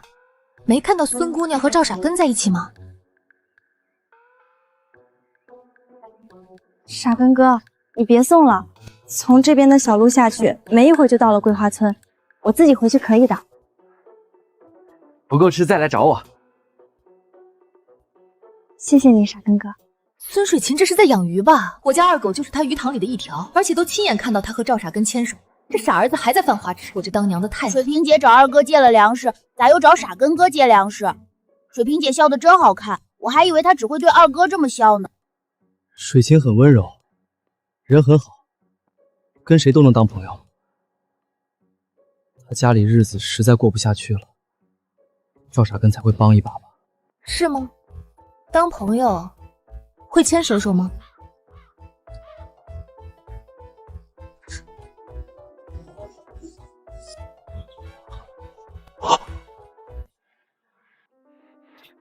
站住！你们没定亲，你跟他就没有任何关系。你现在冲出去要干啥？你是骂赵傻根乱勾搭，还是骂孙水芹红杏出墙？水芹不是这种人，他不是。傻根哥走了。水芹，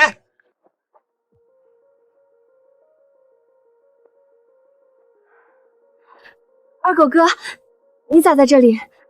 你手上这一袋子粮食咋来的？我有个二叔在大河村干活，二叔让我帮忙带回去。我刚刚咋看到是赵傻根给你的？是吗？可能是你看错了。赵傻根跟我一个村的，他就算只露出个后脑勺我都能认出来。赵傻根一直纠缠我，他非要给我送粮食，我本来不想要的，可是我家真的断粮了，我拒绝不了。孙姑娘，你有啥委屈就告诉婶子，婶子帮你。我刚刚听你说是赵傻根纠缠你，这小子平时看着老实憨厚，没成想竟做出这等事来。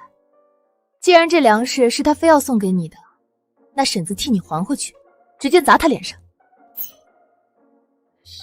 婶子，我孙姑娘，二狗喜欢你，你也喜欢他，那不如趁早把婚事定下来。等你定了亲，谁再敢纠缠你，就是跟我们赵家作对。我嫁过来之后住哪儿呢？我都想好了，让二狗在屋子边上搭个草棚子，想搭多大就多大。以后你们的娃儿生下来也有地方住。草棚子？我家穷成那样，住的都是土坯房，就算没有青瓦房，起码不能比出嫁前住的还差吧。娘，你对我太好了，我和水芹以后一定会好好孝顺你的。孝顺我就算了，我还能动。你们大嫂怀着身子，水芹进门后，家里洗衣服、做饭、收拾这些活就都交给二狗媳妇儿。婶子，事情不是你想的那样，我和二狗哥没什么，我一直把二狗哥当亲哥哥，从来没想过嫁到赵家。还不到古代，还能听到哥哥妹妹这种茶言茶语。孙姑娘，你当真没想过嫁进赵家？这就是个误会，我真的当二狗哥是哥哥。没有和我们赵家结亲的心思，就别来借粮食。还有你手上这玉锁，是我借给二狗未来媳妇儿的，跟你没啥关系，还回来。之前借给你的10斤就算了，不是我们家不缺这10斤粮食，只是我不希望你再来赵家找我家二狗。赶紧回你桂花村去吧。要是原身碰到这种事儿，怕是早就扑过去挠花孙水芹的脸了。我刚刚还是太温柔了一些。少年人的失恋来得如此猝不及防，这小子怕是心都要碎了。二狗，你是我们家最聪明的孩子，山上的水怎么引下山，这事儿你好好想一想。娘，能不能从山上的谷沟挖一条沟，水会自动从山上流下来，有多少流多少。你跟我想到一块儿去了。还有一个问题，从山上到山下多长距离，需要多少人力，挖多久，这些你都要好好想一想。这么长，一个人1个时辰肯定能挖完。从山脚下到这里，差不多需要2、3千个人挖1个时辰。村里的壮年劳动力大概有400、500人，全部一起来，大概需要多久？娘，我算不出来。等生活安定之后，第一件事就是教这几个小子认字学算术。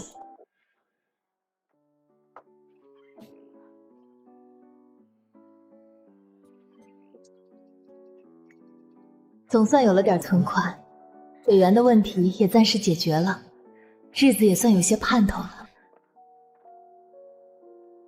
娘，村头的赵二婆把自己活生生饿死了。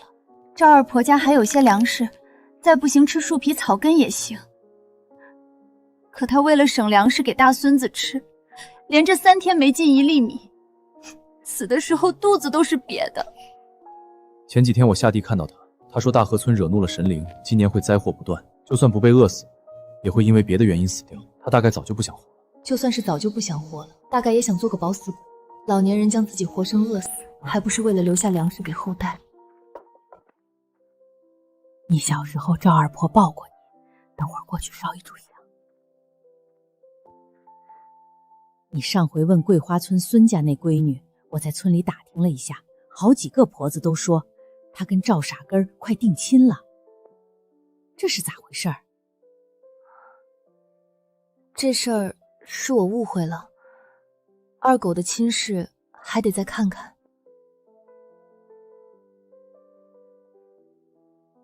回头我让媒婆打听打听。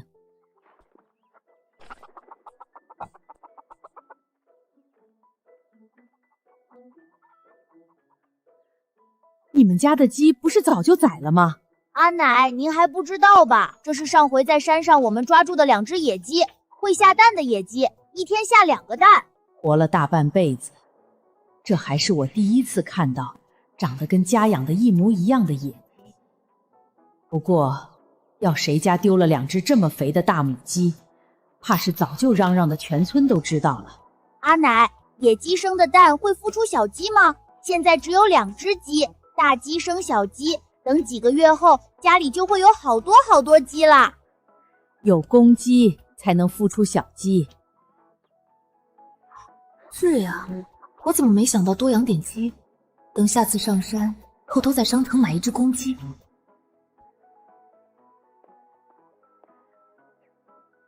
娘，您就在这边吃吧，饭菜都够。搞得好像我是为了一口吃的才来的，家里还有一堆事儿，走了。这老太太是怕我在饭桌上提什么过分的要求吗？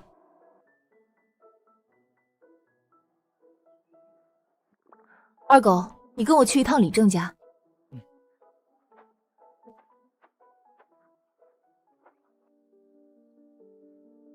李正叔，我有一件很重要的事情告诉您。我在山上发现了水，要是能引下来引入稻田，今年就不愁没粮食入仓了。大山娘，这话可不能乱说，我会相信的。李正，不好了，大事儿不好了！村里最后一口井也不出水了。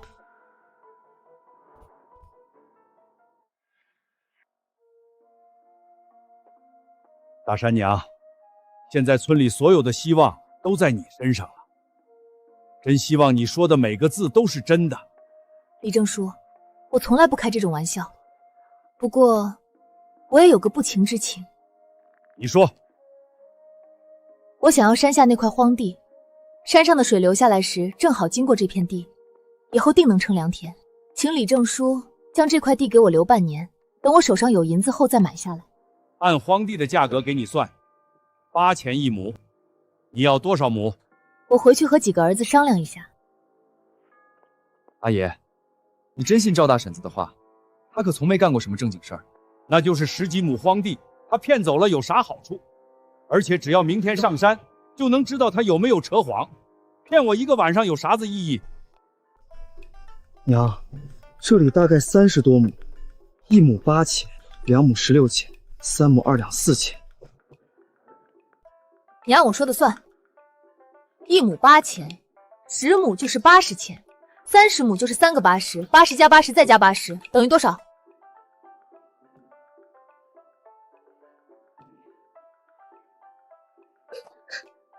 娘，一共是240钱。以后数额再大一点，脚下的地都不够用了。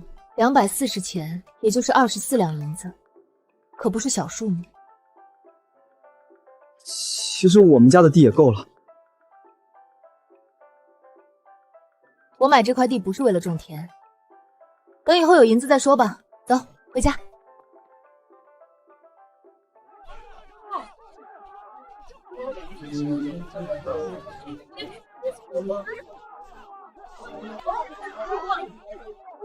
大家看看啊，程家村的人真的不是东西，1斤粟米或者玉米面才能换1桶水，这是想逼死人。程家村好歹比桂花村强点儿，桂花村放出话来了，3斤粟米才能换1桶水。1天不吃粮还能动，这么热的天儿，1天不喝水那真的会死人的。李正来了，看李正怎么说。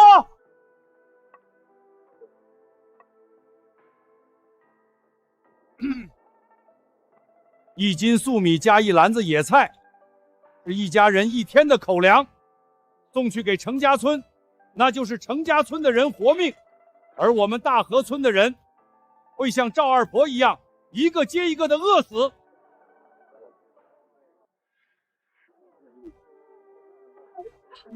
大河村的人从来没做过坏事，老天爷为啥要这么惩罚我们？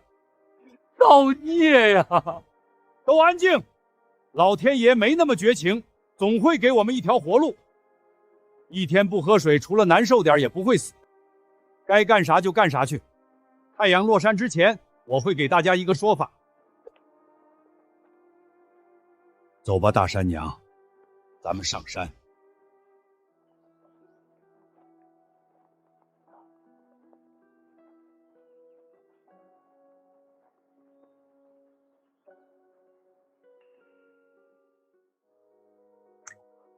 真的有水，这里一直都有水，为啥从来没有人发现？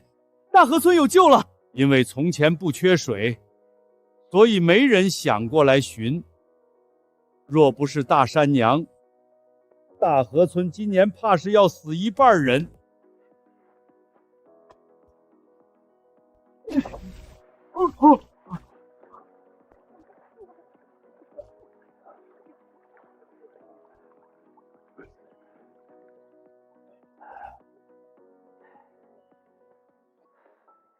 赵大婶子，先前我还以为你是故意诓骗我们，我在这里给你认个错。都是一家人，见外了。若是将这里的水引下山，稻子就有救了。但是这里离山下距离太远，现在稻子正是需要水的时候，就算把人当牲畜使，10天之内也浇灌不完。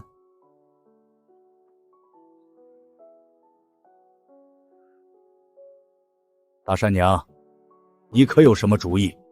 二狗，你昨天想出来的法子，让李正给你指点一下。咱们大河村的稻田有上千亩，靠人肩挑手提肯定不行。我想着，是不是可以从山上挖一条沟到山下，把水引到田地里？二狗子，你知道从山脚到这里有多少里吗？有10几20里路，比防洪的河堤还要长。除了挖沟渠，你们还能想出更好的主意吗？二狗子，你继续说，万一能行得通呢？10几里听起来远，但分成无数小段，每人负责一段，就不难了。这大概是1丈，1个人2个时辰能挖完。我昨天量了一下，从山上到山下大概3000丈出头，那么就是需要3000人挖2个时辰。大河村壮年劳动力有400-500人，一起上阵，差不多15-16个时辰，时间分化一下，也就是2天半就能挖完。二鹙子，你真聪明！我以前觉得铁柱是最聪明的孩子，今天开始你也算一个。那我就不聪明了嘛。你要是能认10个字，你就是大河村第3聪明的孩子。教我认字，我请你吃糖炒栗子。一个字换一个栗子。大山娘，沟渠选哪条路挖下去更好？水源在谷底，从谷底绕到东边一路往下，这边不是太阳直射，土质没那么硬。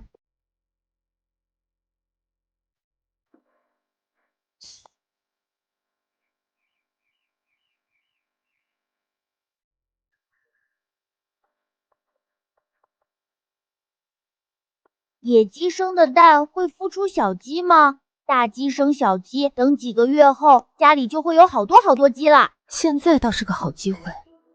那2只大母鸡看起来就不像野鸡，容易引起怀疑。但当着李正的面在山上捡到1只大公鸡，就算是过了明路。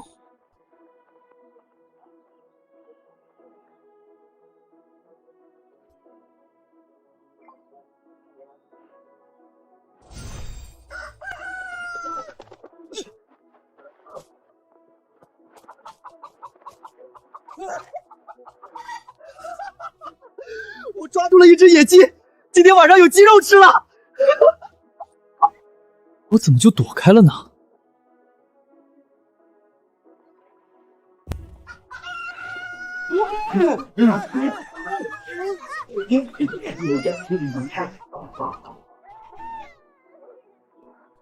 别死了！不要死了！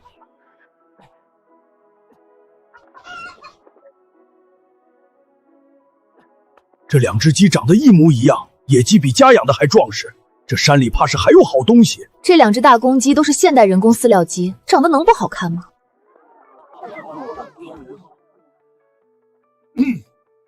你们互相通知一下，1刻钟后全村开会。我有一个好消息要告诉大家。今儿个没水，应该是有关水的好消息。是不是李正答应了桂花村啥条件？桂花村的人最难缠，怕是要走我们1半的粮食。别管田里了，现在连人喝的水都没有。今天上午，大山娘带我上山，发现山上有一处水源。前不久，大山娘发现山上有玉笋，昨夜又发现山上有水，第一时间就告诉了我。我知道村里人对大山娘颇有微词，但从现在开始，大山娘是我们全村人的大恩人。想不到李正在说正事之前，竟还会当着全村人的面为我证明。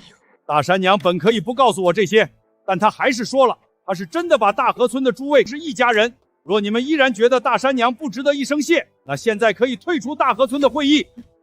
赵大嫂子，这次多谢你，从前是我误会你了。赵婶儿，我这人嘴巴没个打门的，你可千万别跟我计较。其实我也没做什么，大家不必这么客气。我们在山上发现了一处山泉水，很甜，我们村有水喝了，不需要用粮食去程家村、桂花村换水。大河村有上天庇佑，老天爷不会看着我们遭难的。现在有水了！太好了，我们有水喝了。人有水喝还不够，我们要让稻子也有水喝。让让稻子有水喝。赵二狗，你上来告诉大家，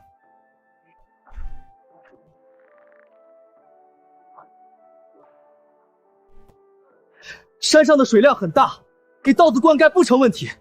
只要我们能把水引入稻田，今年就能大丰收。我算过了，山上到山下大概3000丈，全村400-500个劳动力一起挖沟，2天半的时间就能挖一条从山上下来的沟渠。二狗子，你胡扯些啥呢？从山上挖沟下来，这也太荒唐了！全村人都去挖沟，地里的活谁干？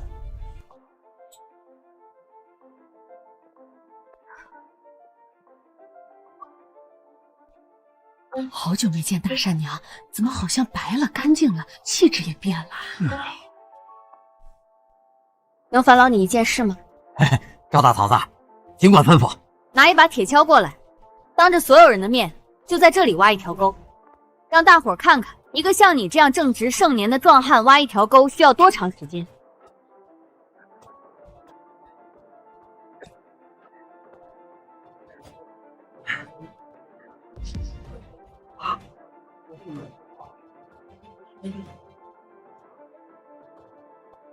山上的土质硬些，还夹杂沙石，1刻钟肯定不行。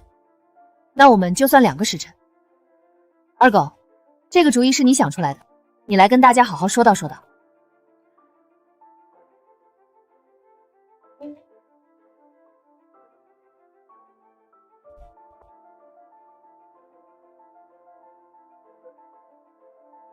3000丈的地，如果2个人一队，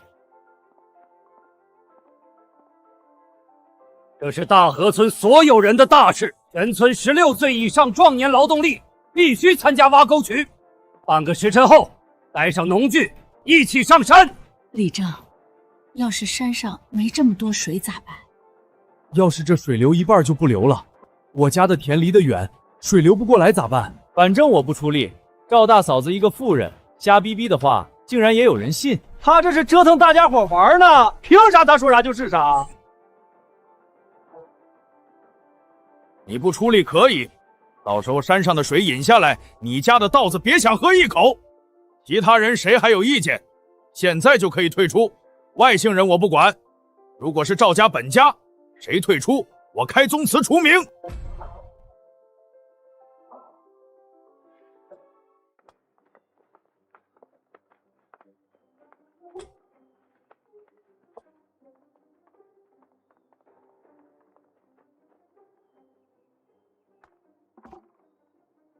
二狗子我看着长大的，小时候邋里邋遢，鼻涕流这么长，长大了咋这么聪明？以后肯定有大出息。二狗子，你今年15还是16？说媳妇儿了吗？要不要婶子给你做个媒？不用了。我娘家有个侄女儿，今年15，长得那叫一个俊俏。明儿我带她过来，你们相看相看。你娘家那侄女不行，太懒了。我家闺女勤快。二狗子，翠花你也认识，我让她现在就来一趟。哎！我不就是在全村人面前说了一番话吗？咋就这么受欢迎？我家里穷，娶了媳妇儿只能打地铺睡，怕委屈了人家姑娘，暂时不考虑这事儿。多谢各位婶子惦记。差点忘了，二狗娘可是赵成氏，要是把闺女真嫁过去，岂不是让人家受苦？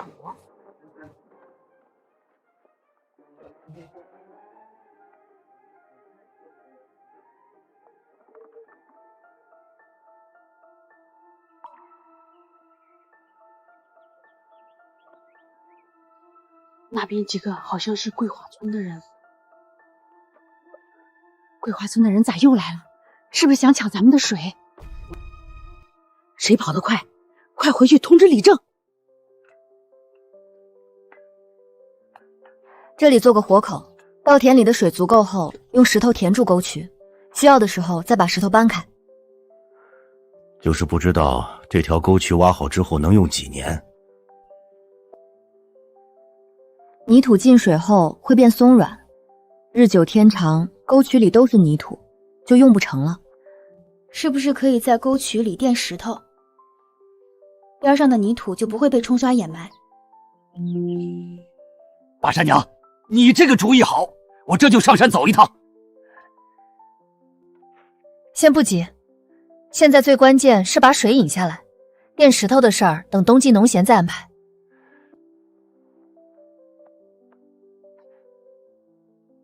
大山娘，你咋懂这么多？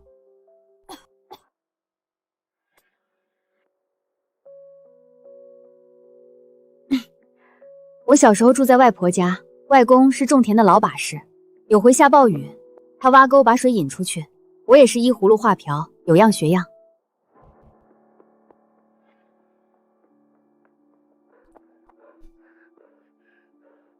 李正叔，不好了，桂花村的人又来了！走。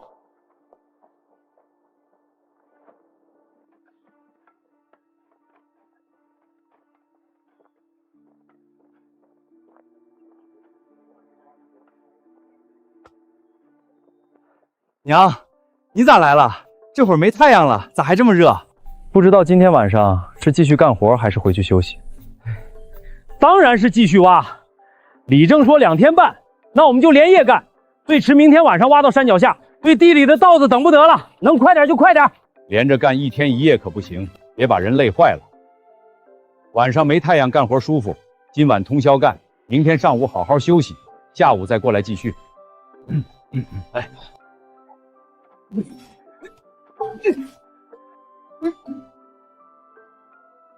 先吃饱肚子再干活。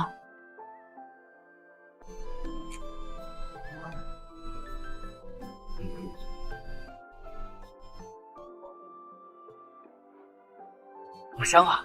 不是说赵大嫂子虐待儿子，这像是虐待的样子吗？我都想救他儿子了。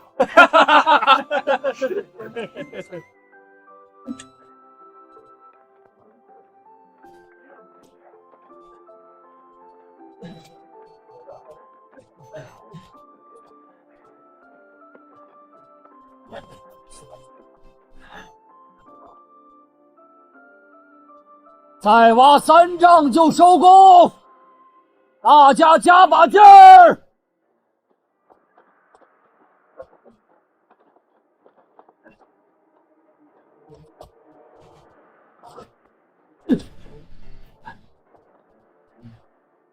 咦，这底下有东西。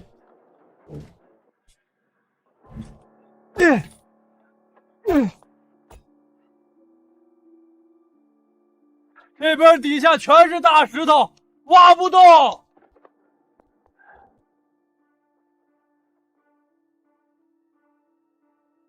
多大一块？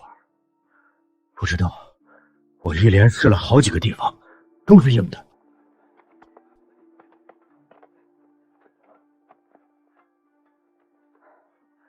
我这边挖出去4丈了，还是这块石头。我这边5丈，一样。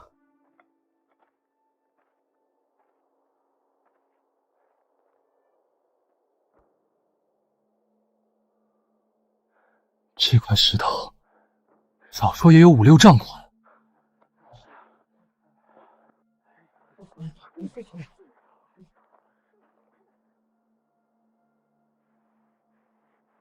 现在挖沟遇到大石头，可以用机器凿穿。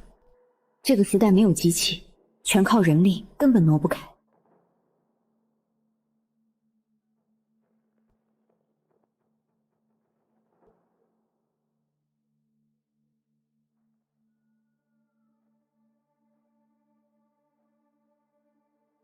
娘，东边是石壁，挖不动。西边这些树，砍一棵都要大半天，更别说这么多棵了。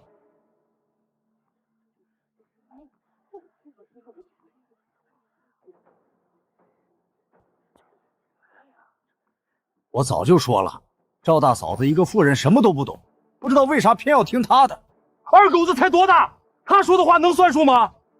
咋就搞得全村来挖沟？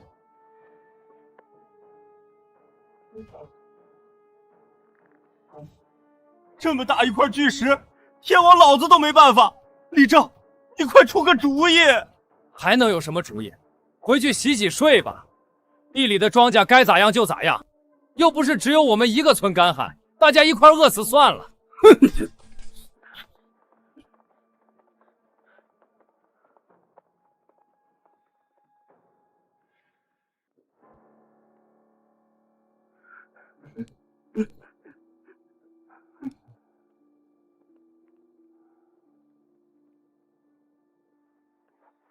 一个个的丧气什么？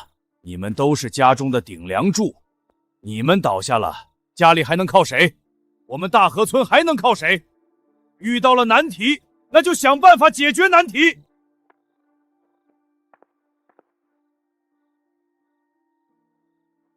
大石头我们没办法，那边的树难道没办法吗？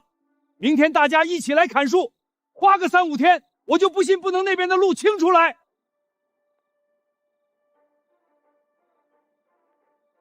这么多树至少得砍半个月，半个月后地里的稻子怕是全干死了。我记得那堂语文课，老师讲大禹治水，挖沟引水，和我们现在做的事儿一模一样。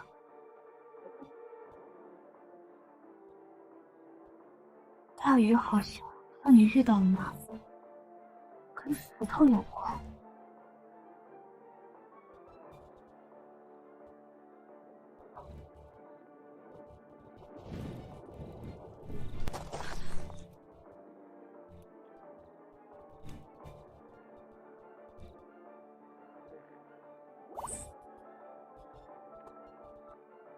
李正说：“我知道该怎么做了。”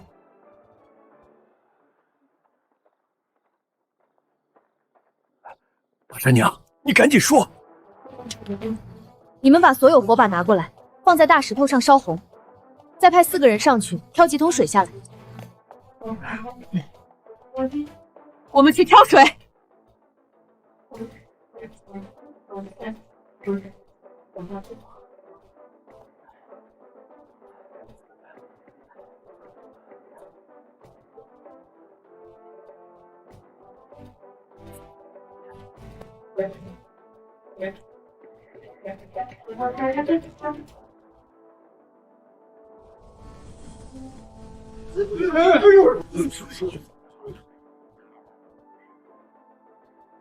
大家同时将水泼在石头上，然后迅速后退，有多远退多远。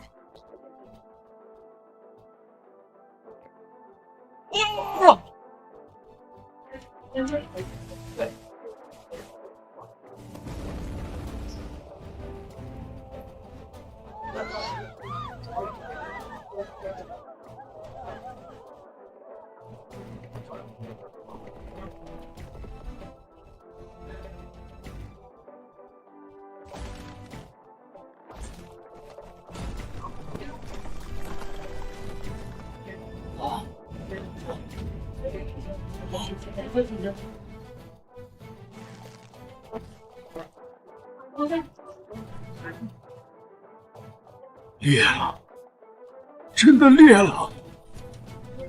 再来一次，快检查！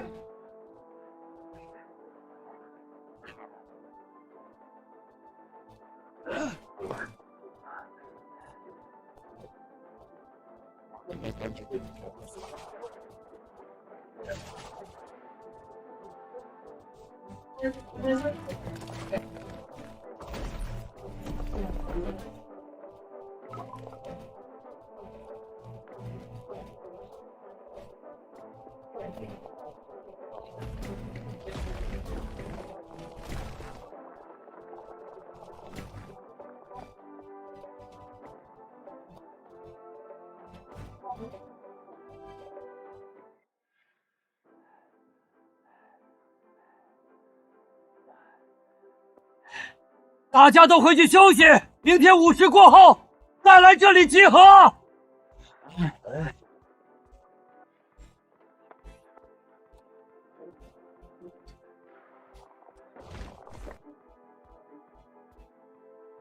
张无赖是全村唯一偷懒没来挖沟的壮劳力，没想到他儿子倒主动来帮忙了。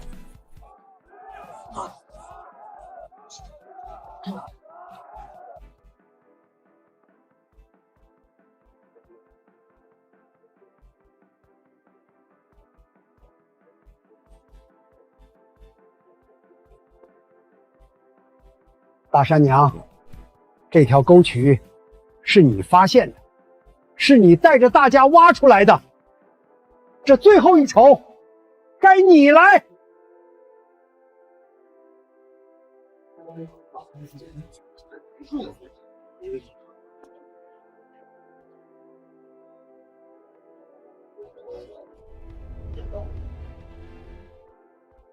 这一锄头下去，水来了，稻子活了，大河村就有救了。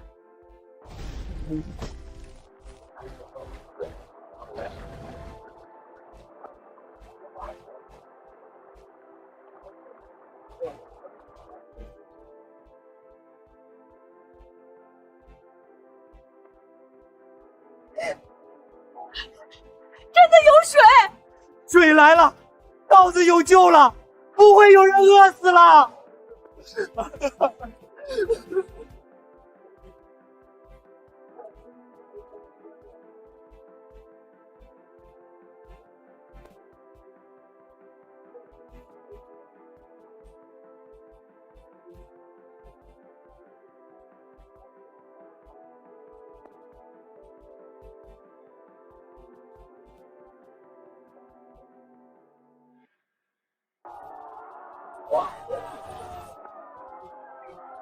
哟哟，咋真的有水流下来？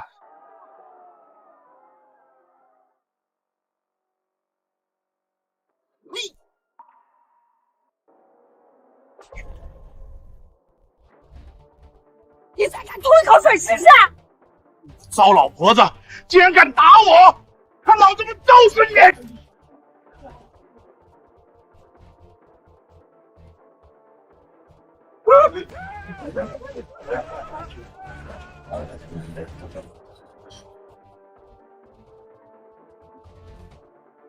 必须得防着桂花村这帮龟孙子，投毒这种事，他们肯定做得出来。我建议，巡逻队必须一直进行下去，保护山上的水，保护田地的稻子，保护家家户户的粮食。熬夜，巡逻队不能停！对，天天巡，看他们还敢不敢来！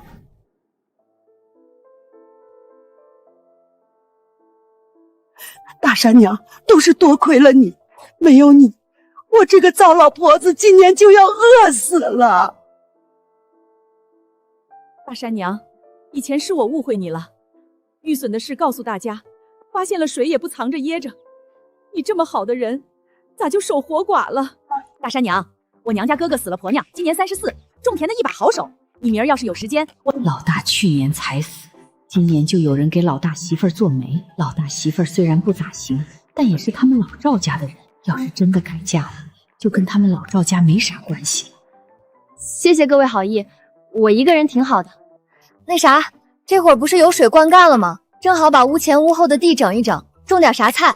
你们谁家有菜种，能借点给我们家吗？我家有些白菜种子，回头分你一些。芹菜你喜欢不？喜欢就上我们家拿一点。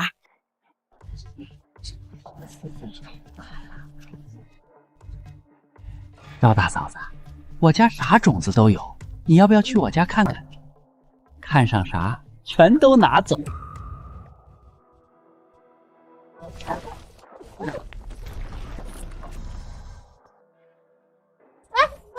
哟，小心！好你个狐狸精，当着我的面就敢勾搭我男人！大山爹才死1年，已经守不住了，哪有你这么不要脸的人？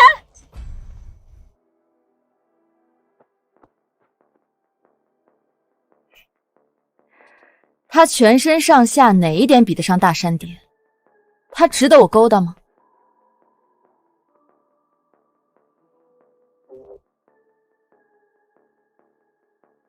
大山爹对我很好，虽然他已经走了，但他以另一种方式一直活在我心里。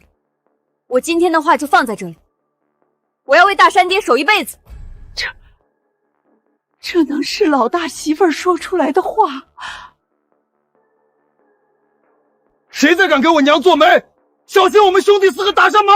你改不改嫁我管不着，再敢勾搭我男人，小心我撕烂你的脸皮！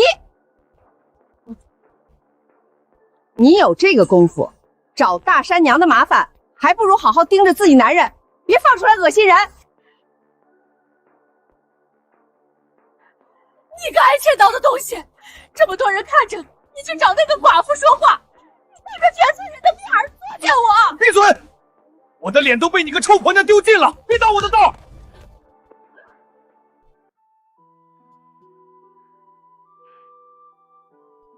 娘。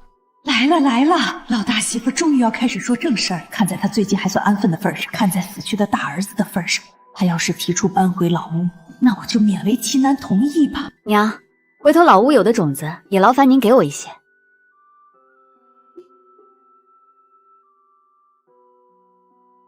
真是要种子了。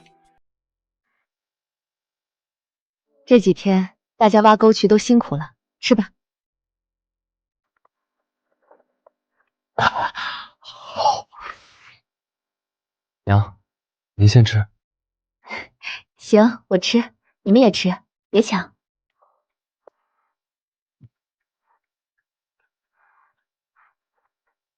娘，有件事我一直想问，家里的粮食怎么过了这么久还没吃完？按理说上回银簪换来的粮食早就该没了，可柜子里的大米白面好像一直没见少。啊？那是因为你们天天上山挖野菜采蘑菇，家里的主食吃的少，自然就省下来了。再说我每天掺些杂粮进去，看着多，其实没少多少。好像也是，最近野菜吃的多。不过粮食确实不多了，明天我去镇上多买点回来，再多买些种子。今天要的种子不多，我想着到时候把屋前屋后的地全种上。娘，我也去。行，明天一早咱们一起去镇上。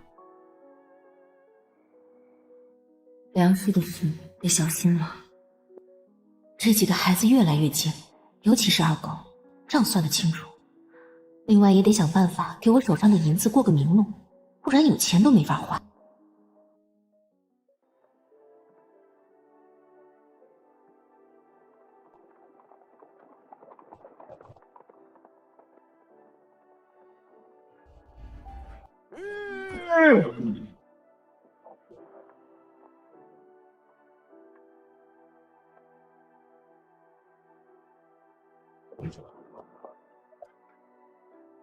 李正，您回来了。李正，你怎么坐着这么好一辆马车回来了？那马车是咱们平安镇县令家的，赶车的人是县令身边的小厮，专程送我回来的。呵，李正不得了嘞！县令大人竟然派人亲自送您回来。咱们大河村的李正就是有本事，能让县令大人另眼相看。还不是前几日挖沟云水的事儿传到了县令大人耳朵里，今日叫我过去，就是问这个事儿。以前啊，我想见县令大人一面都难，如今竟能有幸和县令大人坐在一处喝茶。县令大人多大年纪了？县令大人胖还是瘦？县令大人好说话不？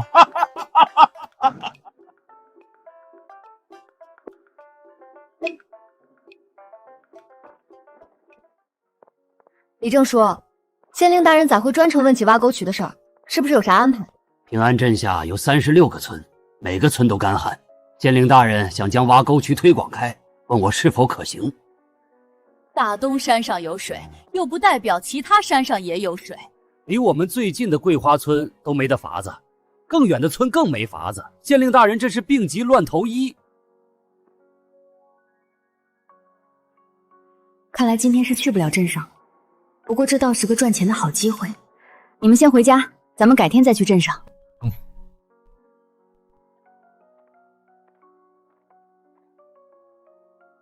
如今大旱，除了大河村，其他村会颗粒无收，到时大河村就成了众矢之的。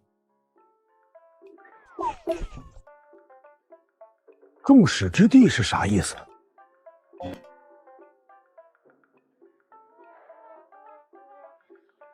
就是所有人攻击眼红的对象。县令大人推广挖沟渠是好事儿，早一天引水入田，庄稼就能早一天起死回生。不过，并不是每个村都能找到水源。我就是想问问大山娘，山上的水源你是咋找到的？县令大人说帮忙找水源，规划挖沟路线，挖沟渠也需要人。这几日村里没有异样，巡逻队似乎松懈了一些。田里有水之后，稻子长出来，杂草也多了，还要施肥，地里忙，巡逻的事儿大家确实没那么上心了。李正叔，防人之心不可无。我觉得巡逻队一天都不能懈怠，要成立专门的巡逻队，并发放工钱。村里哪有云钱养巡逻队？这次挖沟渠就是个机会。大河村给县令大人解决燃眉之急，县令大人是不是该给点资金？能申请下来多少银子，就全靠李正书的本事了。大山娘这脑子是怎么长的，竟然能想出一个从县令大人那里名正言顺搞钱的主意。大山娘，你说的对，县令大人说明日会亲自过来大河村，到时候我再好好跟他说道说道。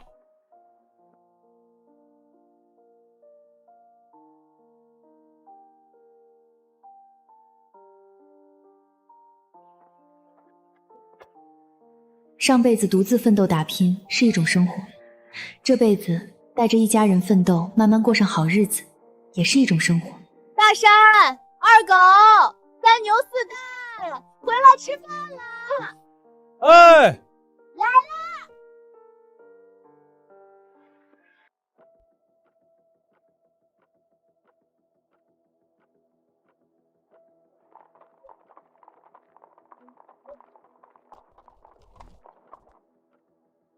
草民见过县令大人。起来吧，先带本官去看看你们的村挖出来的沟渠。带本官上山看看水源初始处。隐藏这么深的水源，究竟是怎么找到的？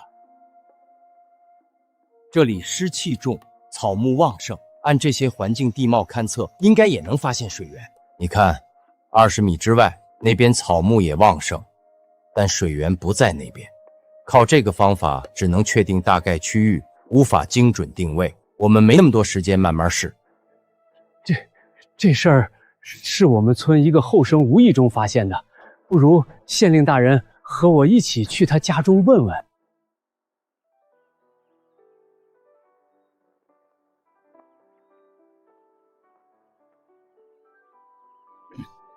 大山娘，这是县令大人，这是袁师爷。您父见过县令大人，见过袁师爷，快里面请。惠娘，快倒3碗水出来。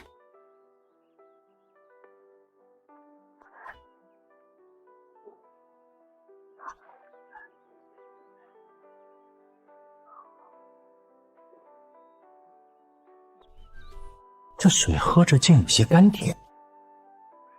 大山娘，县令大人这次来是想问问山上的水源到底是怎么找到的。是我二儿子无意发现的，不过他现在在下地，估计县令大人可能要等一会儿子。放肆！县令大人有请，就算是爹老子死了，都必须接受差遣。县令大人有所不知，天逢大旱，村里人绝望之时，终于找到水源，还有半个月收稻，地里的活计半晌耽搁不得，确实不是故意怠慢。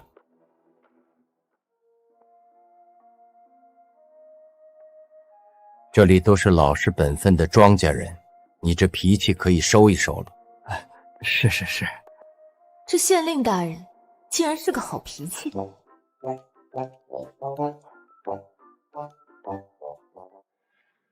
我家老二对大东山熟，找水不难，可别的村他头回去得耗功夫，一天找不到，第2天还得去。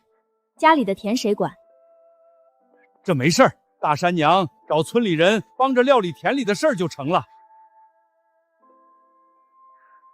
请人干一天活不得给工钱，我们家一穷二白，一个铜板都拿不出来。若你家小子真能发现其他水源，这是大功德一件，本官会好好嘉奖一番。嘉奖就是口头夸几句，不痛不痒。找水挖渠不是一个人的事，大河村至少得出4、5个人协助。可正是农忙，谁家地里没活，帮了别的村，自家的田荒了，收成不如人家，图啥？县令大人的差遣，竟还敢懈怠！秋收在即，谁愿意丢下自家活计帮别人？但若有足够的好处，不用催，我自个儿就能干通宵。大人觉得这话在理不？大山娘这胆子也太大了。此人说的确实有理，而且这次大旱，周边所有镇子都干旱，只有平安镇发现了水源，这是我做政绩的大好时机。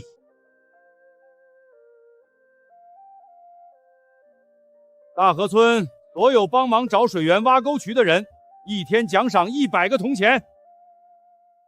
1天100文，好差事啊！县令大人，民妇不是这个意思。为县令大人办事，怎能要工钱？要是一处水源都没找到，这钱拿着烫手。那依你之见，该当如何？若是发现一处水源，县令大人就给嘉奖；若是无法为县令大人解忧，我们也没资格拿银钱。35个村落，3天内必须全部走一趟，如此下来，3日都不得成眠。找到一处水源，奖赏2两银子。2两银子，发现10处就是20两。大嫂子和普通农妇完全不一样，难怪能养出发现水源的儿子。水源的事就这么定了，你们大河村出人，本官出钱。县令大人放心，我们一定尽心尽力。大山娘竟然能面不改色和县令大人说话，果然是混不烂，连县令都不怕，也不知道跟县令大人说了些啥子。县令大人身为父母官，不忍心看到稻子干死在地里，想让二狗去帮忙找水源、挖沟渠。找水源哪是那么容易的事儿？二狗子哪有这么大本事？哼！帮其他村，其实也是帮我们自己。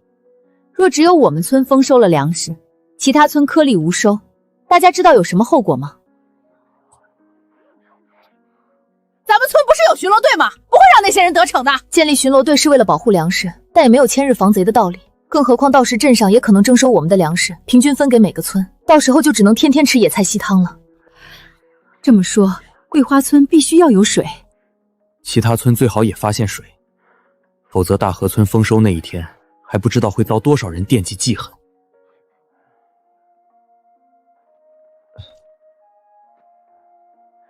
娘，县令真让二狗去找水源、挖沟渠啊？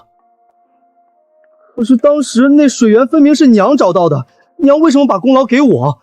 而且我也不会找水源啊。因为娘相信你可以做好，你放心，到时候娘跟你一起去。二哥，娘，那你们一定要早点回家，四蛋在家里等你们。好，等娘回来给你带糖葫芦吃。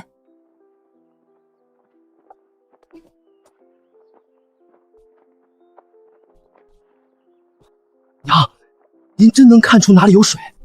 书上说两山夹一谷，两山谷，水在谷中藏。你看前面，那里就是我们要找的第一个地方。赵大嫂子，您真能看出水在哪儿？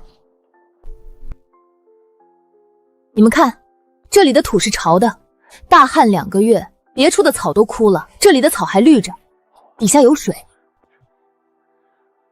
从这里往下挖3丈之内必有水。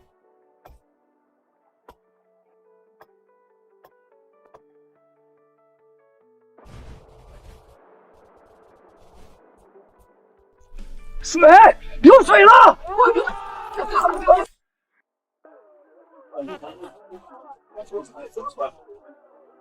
高大嫂子，你是我们李家沟的恩人。记上吧，这是第一处。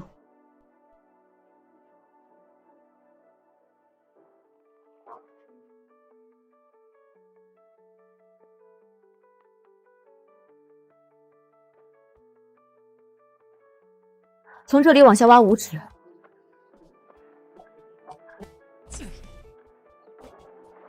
老天爷开眼了，有水了！有水了！这里往下挖1丈。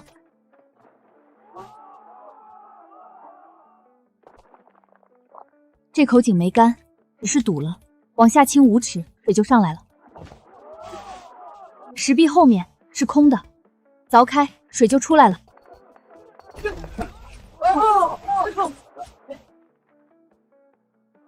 娘，23处，我们找到23处水源，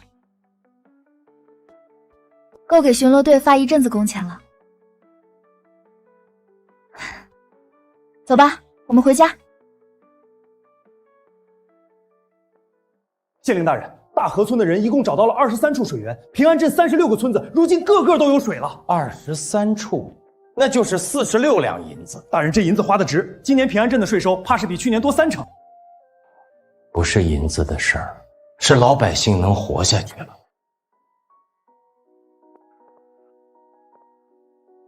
这下好了，系统里的钱也算过了明路，以后建房子过好日子，再也不用藏着掖着了。大山娘，县令大人说了，这次大河村立了大功，除了银两奖赏，还要上报朝廷，给大河村立一块碑。立碑就立在村口的大槐树下，到时候我写上你和二狗的名字，让世世代代的人都知道，是你们救了几10个村子。